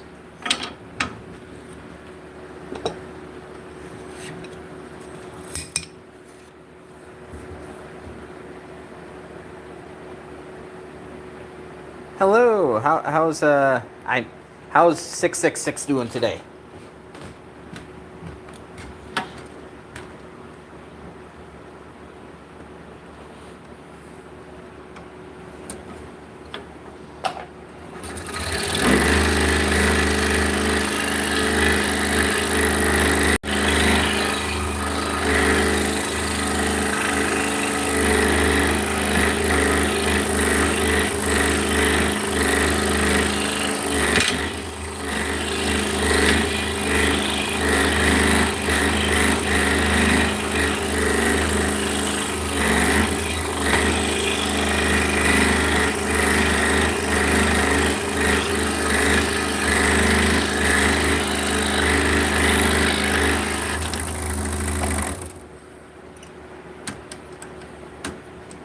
Nice.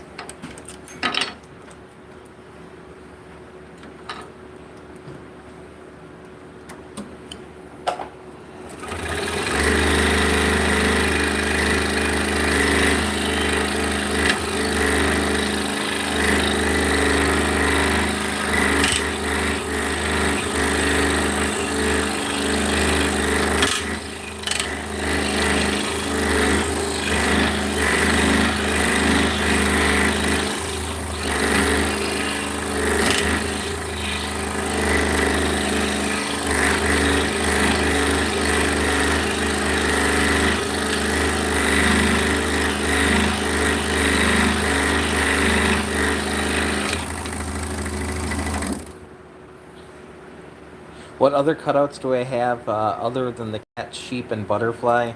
Gosh, I've got like 13 different ones. I got F holes, so it looks like a violin or a cello. I've got alpaca, dinosaurs. I got a T-Rex. Trying to think what the other ones are. I would almost have to look.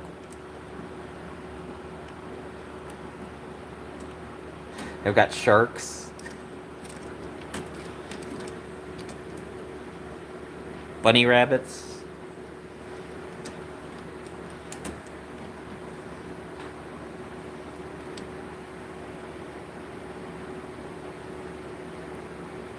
keep a hoop in a basket. Not a bad idea.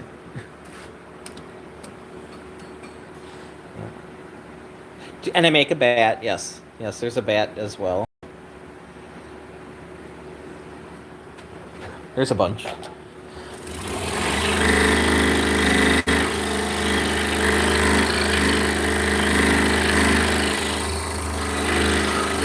Dragonfly.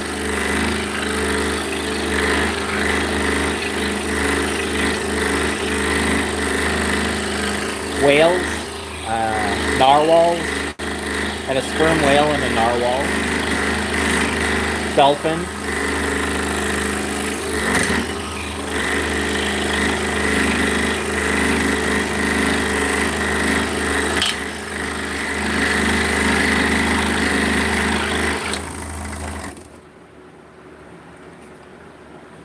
They do keep jumping off the table, don't they? Yeah, so consciously when I get done with the cutout,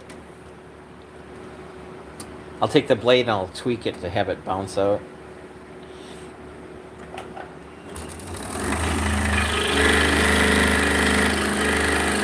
Oh, lizard, I do a little lizard. Tree frog.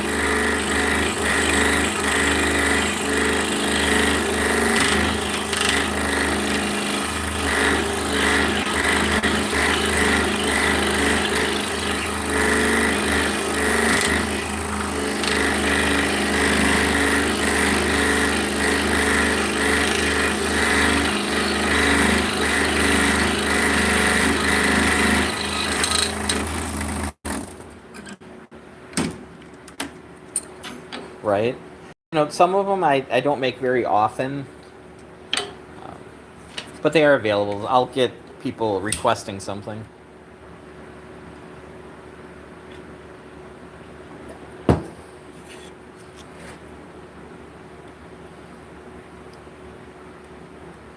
Now, if it's something that doesn't really fall into a good silhouette,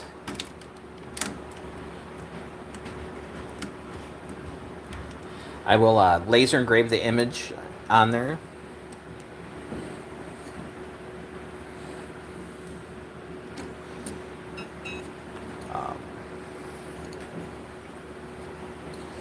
So somebody wanted a Saint Bernard. I also do like greyhounds. Somebody wanted a Saint Bernard, but it's kind of hard to do that. So I took a big Saint Bernard face and laser engraved that on both sides.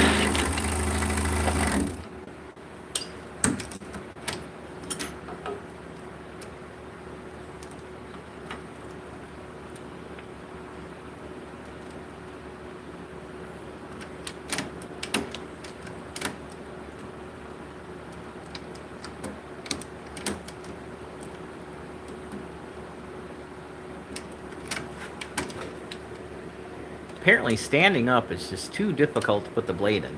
So I'll sit down. There we go. So this is the last internal one, and then we'll start cutting out the mortises.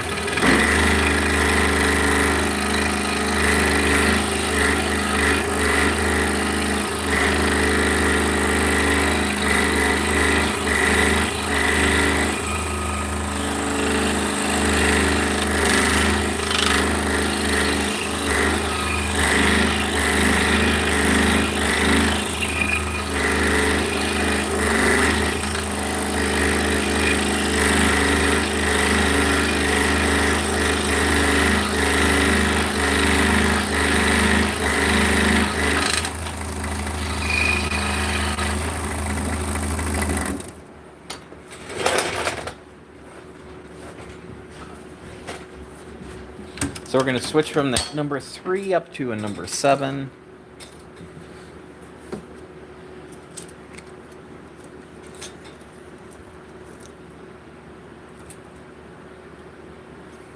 Yeah. Well, my issue is a mortiser. Yeah, I'm just going to cut them on the scroll saw. A mortiser locks you into a specific size. And it's something that... It's not like a drill press. You really have to pull down on it. So, I mean, it's basically a drill press, that has like a chisel built around it.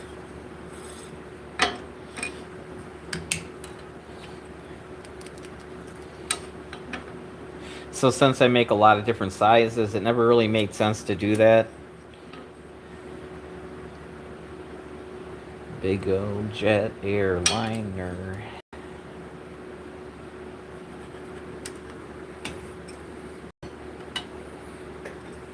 You feel so left out you don't have a shop?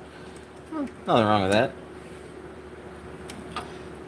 If you don't have a shop, then you don't have to clean a shop. That's kind of a benefit.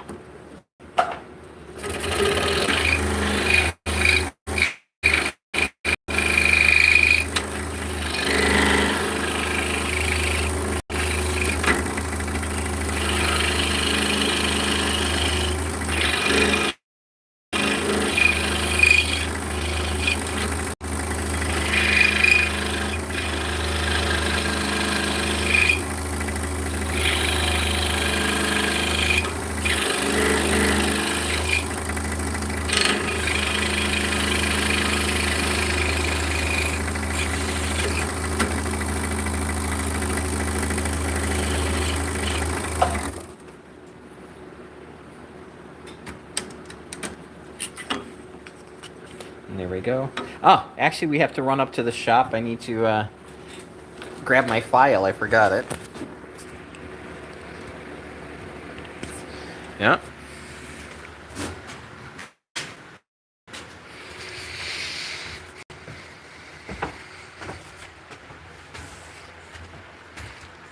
So, like any good workshop, you know, you need a piano.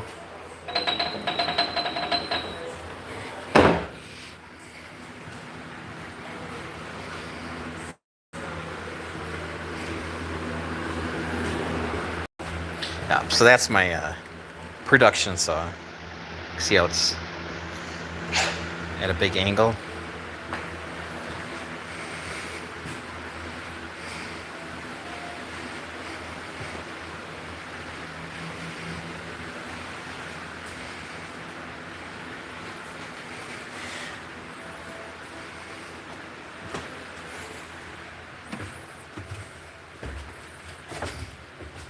Now that I've riled up the ghost down here.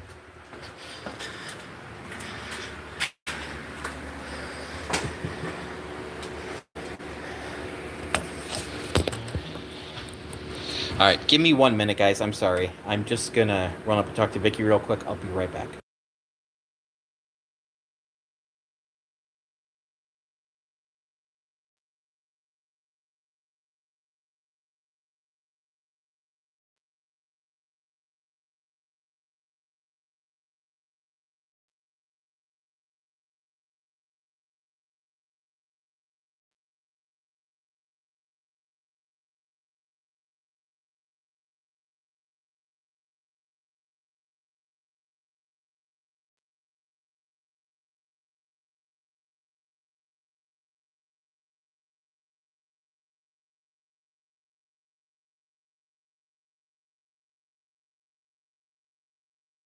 All right, I'm back. Sorry about that. All right.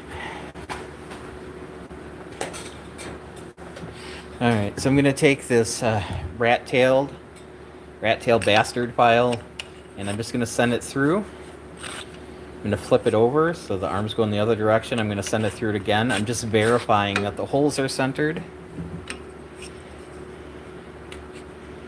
Now we'll peel off the pattern.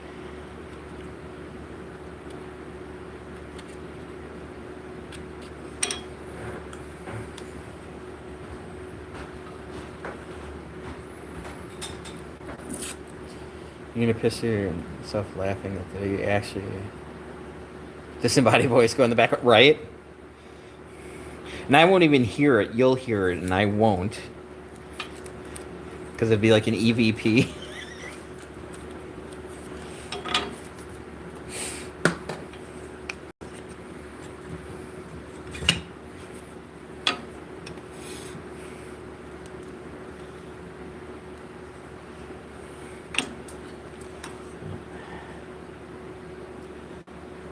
Yeah, you know, there's a reason there's not a spirit board in this place.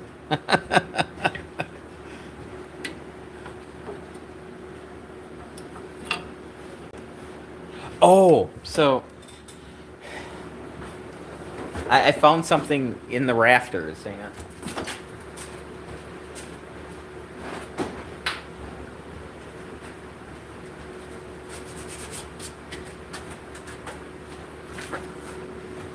So I found this this book, this memorandum book.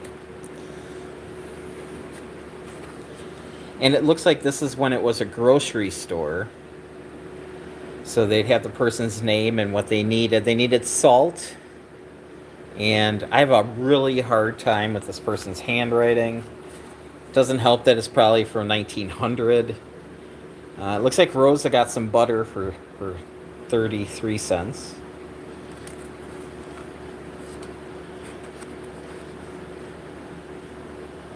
I'm thinking it's probably sawdust. So yeah, and you know it's been here a while. I mean, it's been eaten by moths and bugs. Yeah.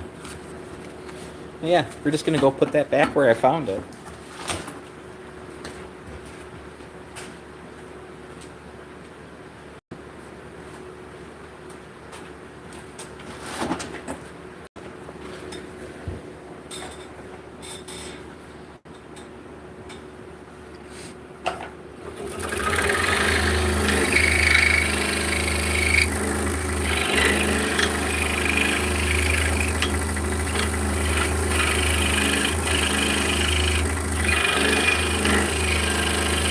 I suppose when this was a grocery store, more than likely this is storage down there. And it was pre-electricity.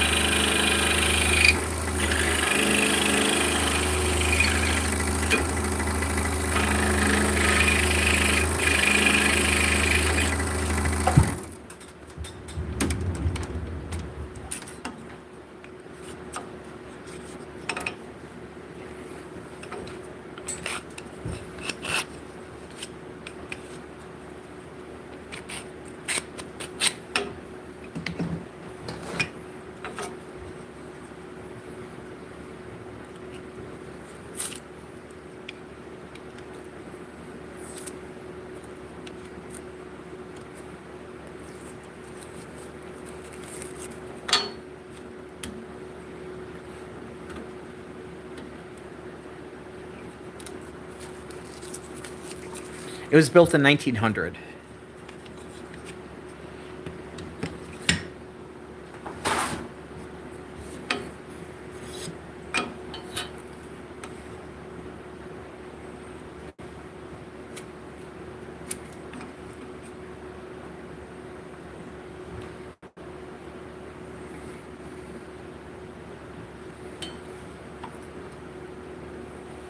So because it's a brick, that's why it's got the tin ceilings to reflect the lamps, the torches. Probably had gas piped in. So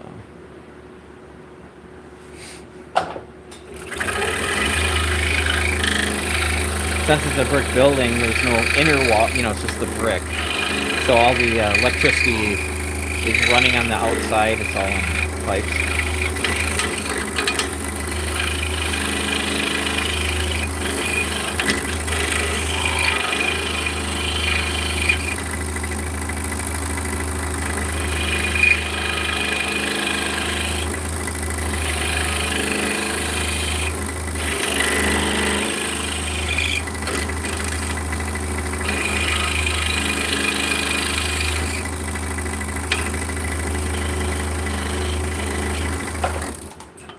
So yeah, the last person was here. They had kind of they built.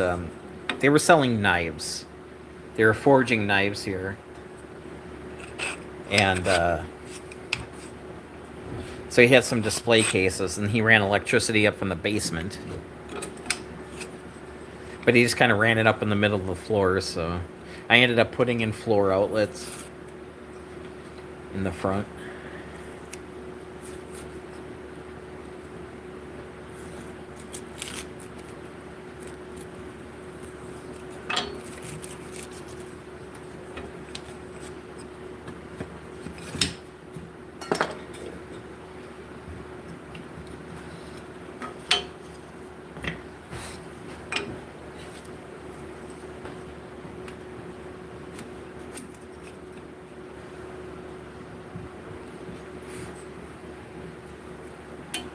Slow down a little, okay.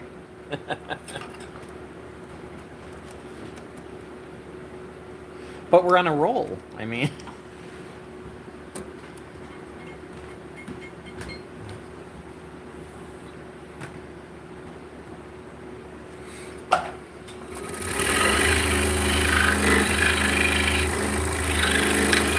I'm not sure what you mean by loop.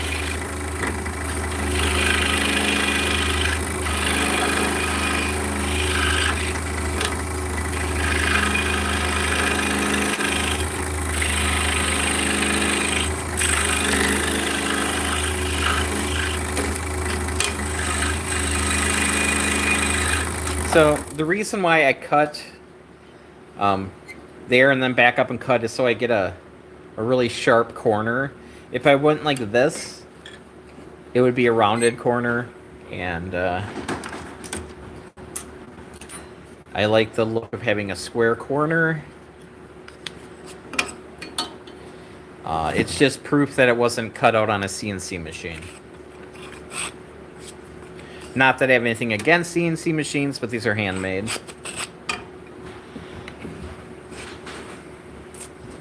And yeah, I have a CNC machine, so. But yeah, these are handmade.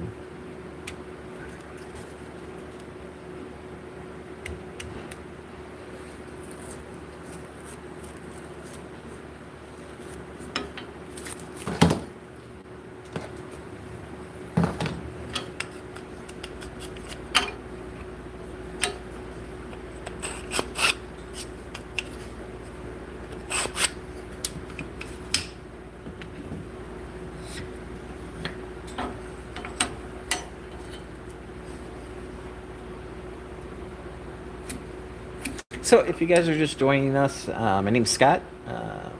This is my day job. The channel itself, I do a lot of beginner to intermediate scroll saw projects and lathe projects, kind of beginner woodworking stuff. This is my day job. I'm a spindle maker. I've been making drop spindles full time. This is my 13th year. Yes, scroll saws are awesome. I have to admit.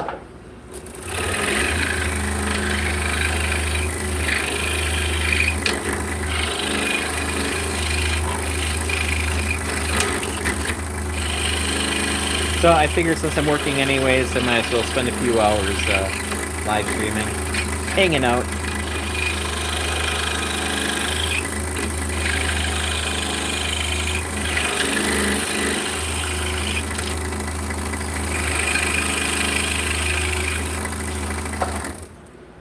So we got a couple months before the shows start kicking in again. So I got 8 weeks, then it's Wisconsin Sheep and Wool. Then we got a couple weeks. Then we'll be in California for Lambstown Festival, which is outside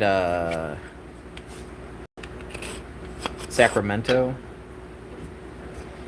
And then at the end of October, I'll be in North Carolina at SAF. So we basically have to build 3 shows worth of material in the next 2 months.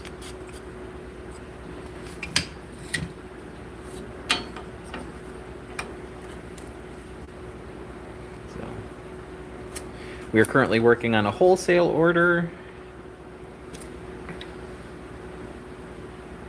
So SAF is in Fletcher, which is by Asheville.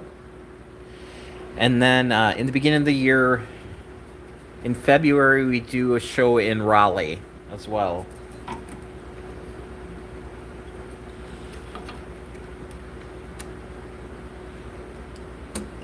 So speaking of Raleigh, I just made a bunch of spindles for the college.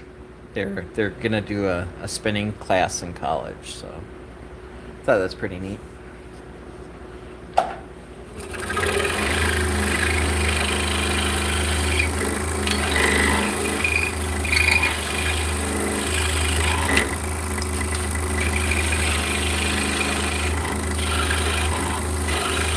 So the show in Raleigh is a much better show as far as finances go than Asheville, but you know there's something about Asheville, right? Don't make as much money at that show, but it's got good people, so I enjoy that show quite a bit.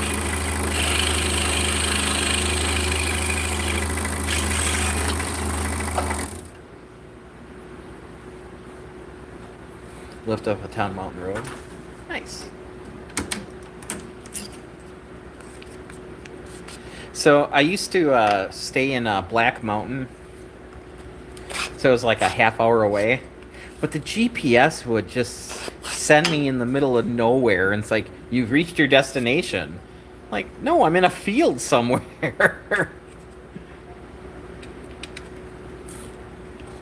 But I did like Black Mountain because the hotel was like right by a Mexican restaurant, so you could just walk to this restaurant. It was awesome.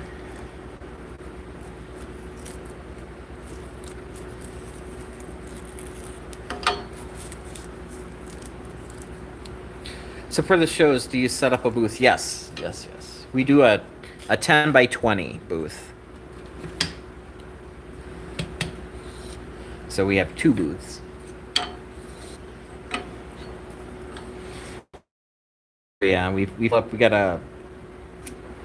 a Ford Transit Connect, so it's a smaller van. So we'll load that up with all the tables and everything and go down. Yep.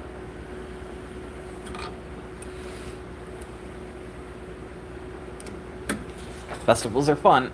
They're a lot of work, especially, you know, we're in Wisconsin, so, you know, heading down to, you know, the Carolinas take a while. We used to, up until this year, the last few years, we were doing a show in Dallas, which is great. It's actually in Irving, but close enough. But the drive was just a killer. I mean, for the California show, we're flying, so.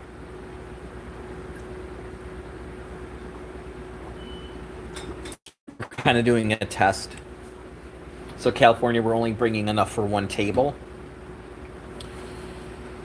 and we're going to see how they sell. And if they do sell well, then it might be worth doing the show next year and actually driving. It's just going to be 4 days out there and 4 days back, plus the show, and it's a long time to be out of the shop. So, hey Paul, how's it going? Welcome in.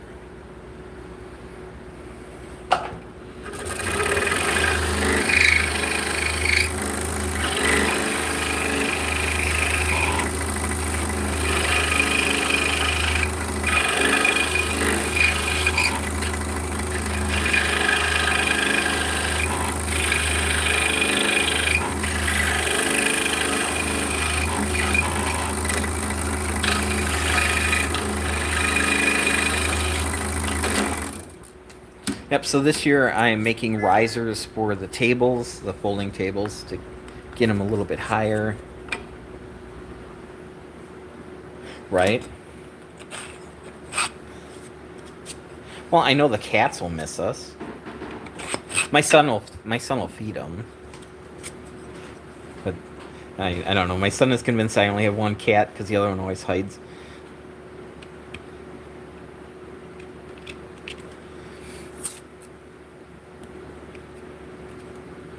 And when we go, like, cross country, we'll shut the websites down, so the websites aren't generating any money. But you don't want to tell people, yeah, we'll mail stuff out in a week and a half when we get back. So.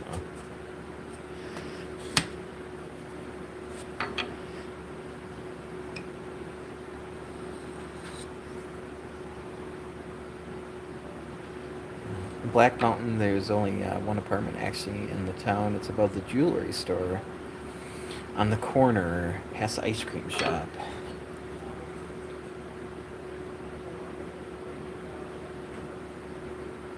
I hear people talking. Maybe Vicky turned on the TV.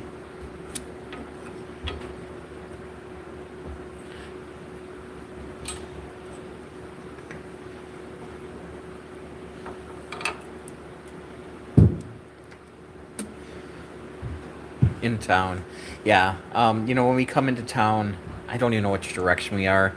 Hang a right, and then there's a couple bars. Kind of weave up. I don't even remember the hotel. It's probably a Days Inn. It's a motel. Hear dead people. The worst part is they don't even know they're dead.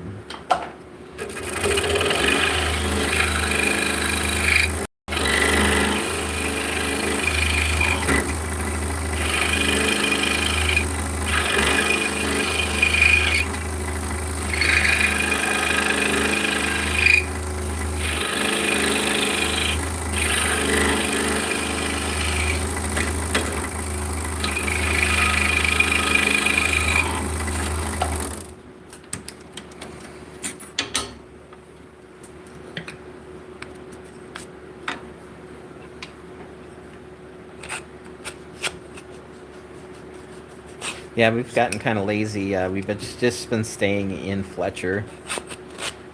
This year, we got a house rental with another couple vendors. So that's I don't even know where it is. It's supposed to be a half hour drive out, so which isn't too bad. It's a 3 show, so.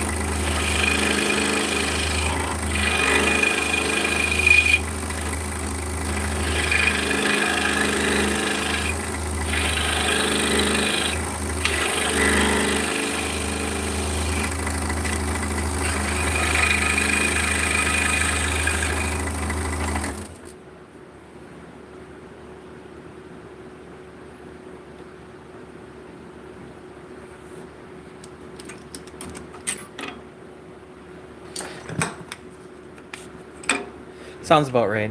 And I think there's a random McDonald's on the way through there. Unless your GPS wants to send you through a bunch of switchbacks through the mountains to plunk you down in a field somewhere. And I felt bad because there was a pickup truck behind me. No place to move over.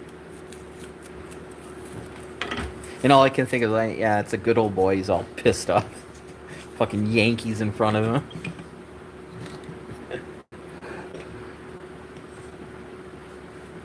He's driving around like he doesn't know where he's going. Probably because he's driving around because he doesn't know where he's going.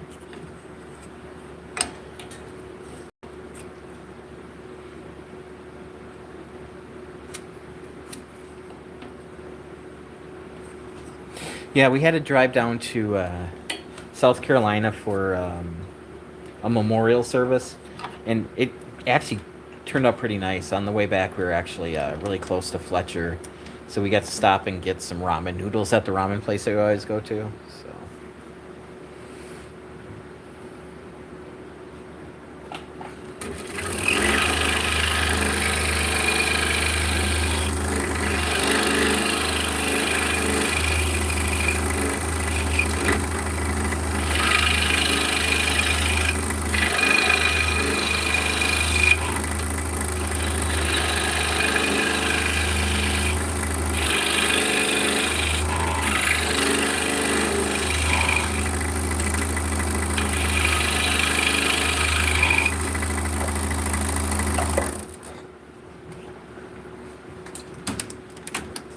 Yeah, I really like North Carolina.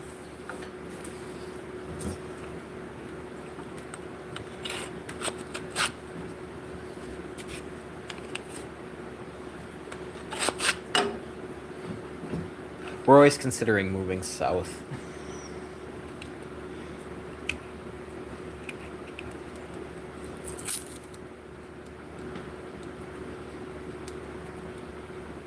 But a lot of things would have to happen in order for that to happen. So we were thinking about moving before we got this workshop. Now that we got the workshop, it's kind of nice. Hello, Rochester, New York. Welcome in. So, New York Sheep and Wool is an amazing show. That's up in Rhinebeck. I've never gotten into that show. I used to go there with another vendor when I first started out.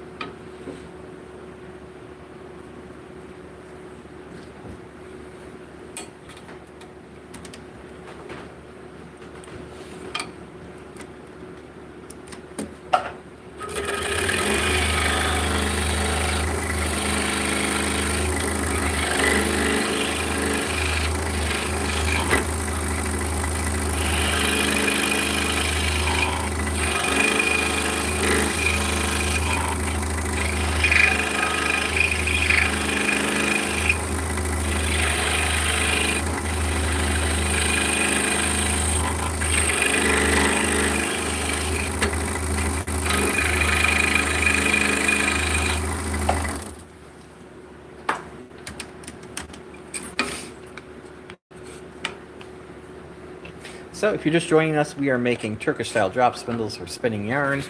I bet if I had a camera so you could actually see that, that'd probably help. I mean, I spent all that time, putting the post-it note there. So we're currently cutting out mortises on these. When I got here this morning at 5:15, these were just boards. I laid them all out, drilled all the holes, and we've been continuing to cut. So it's a little past noon now.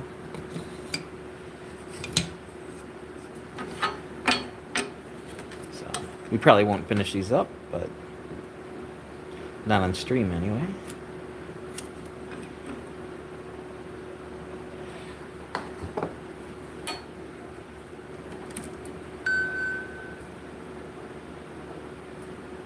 Set a sale on Etsy. Nice.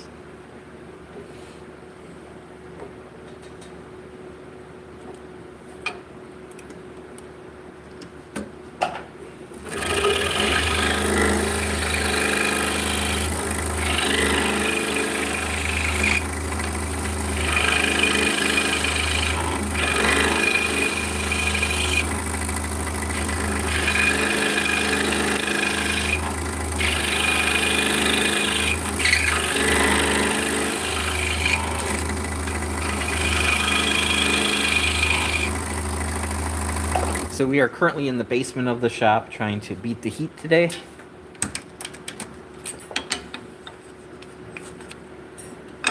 So far, so good.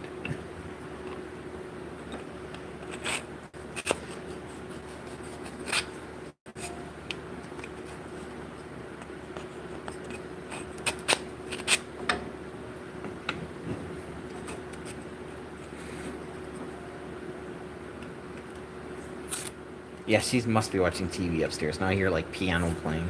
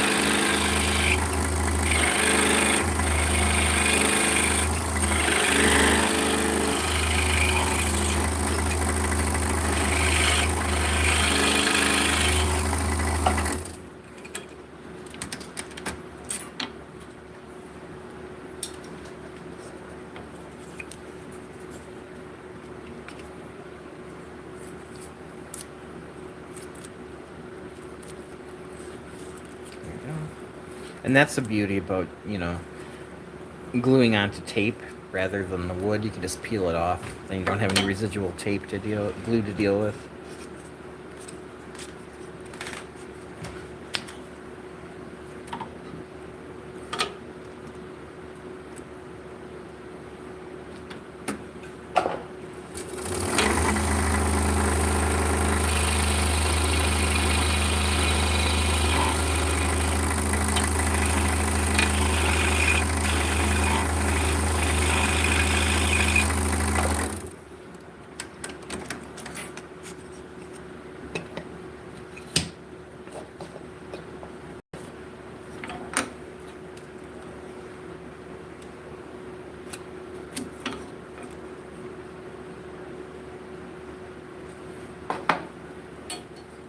So I know it seems silly that I'm drawing lines that are directly right where the other lines are, but I'm just verifying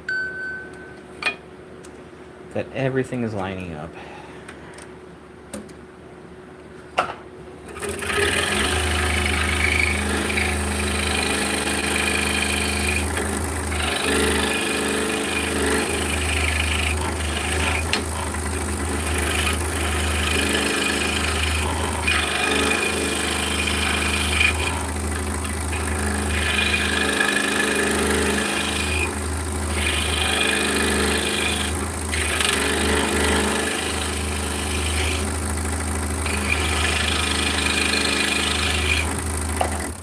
So I live streamed yesterday. It was way later in the afternoon, and I made a whole bunch of shafts, and that was shafts for this order here.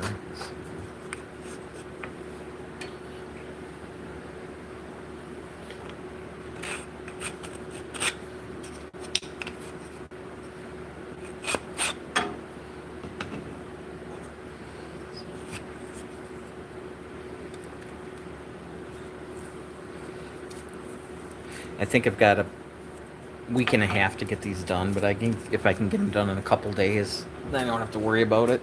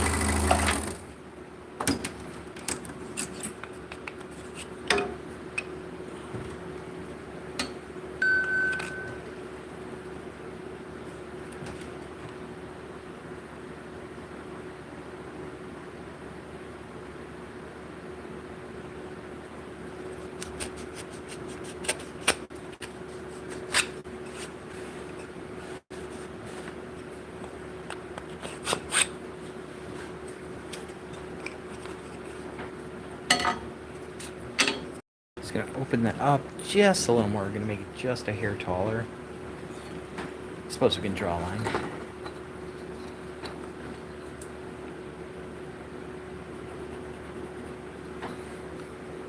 And that's the big question. Where do you draw the line?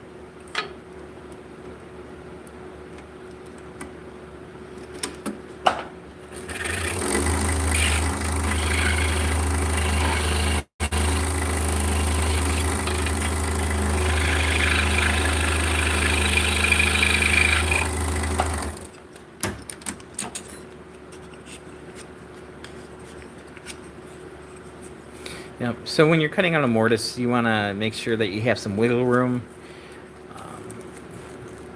Wood will change size throughout the seasons. Right now it's very humid, so it's kind of plump. In the winter it's going to shrink. So you got to leave a little bit of room for expansion.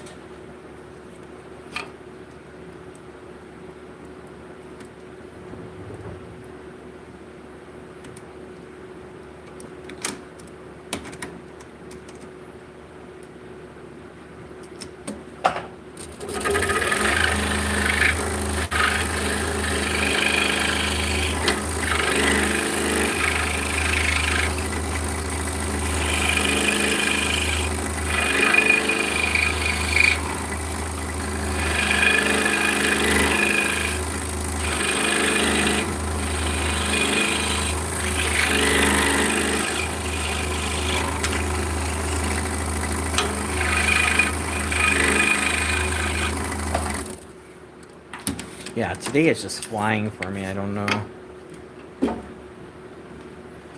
I guess I've been busy, so.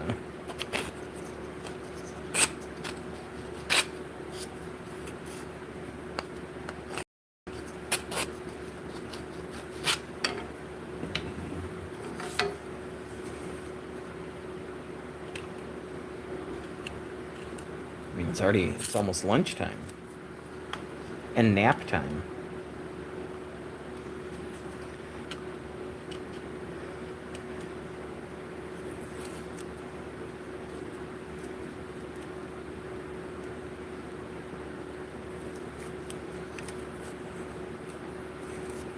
Siestas are a beautiful thing when it's hot.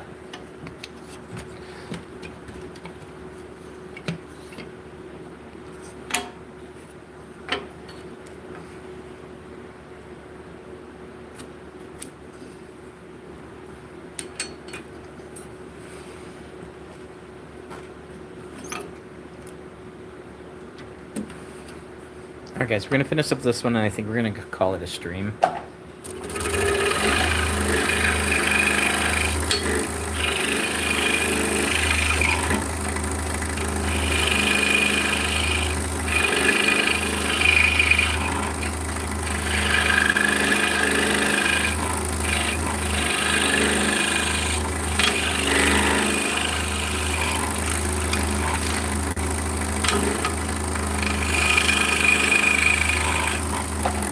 I was hoping to get it all done, but I got another 10, so I don't think I can blast 10 out in the next couple minutes. So.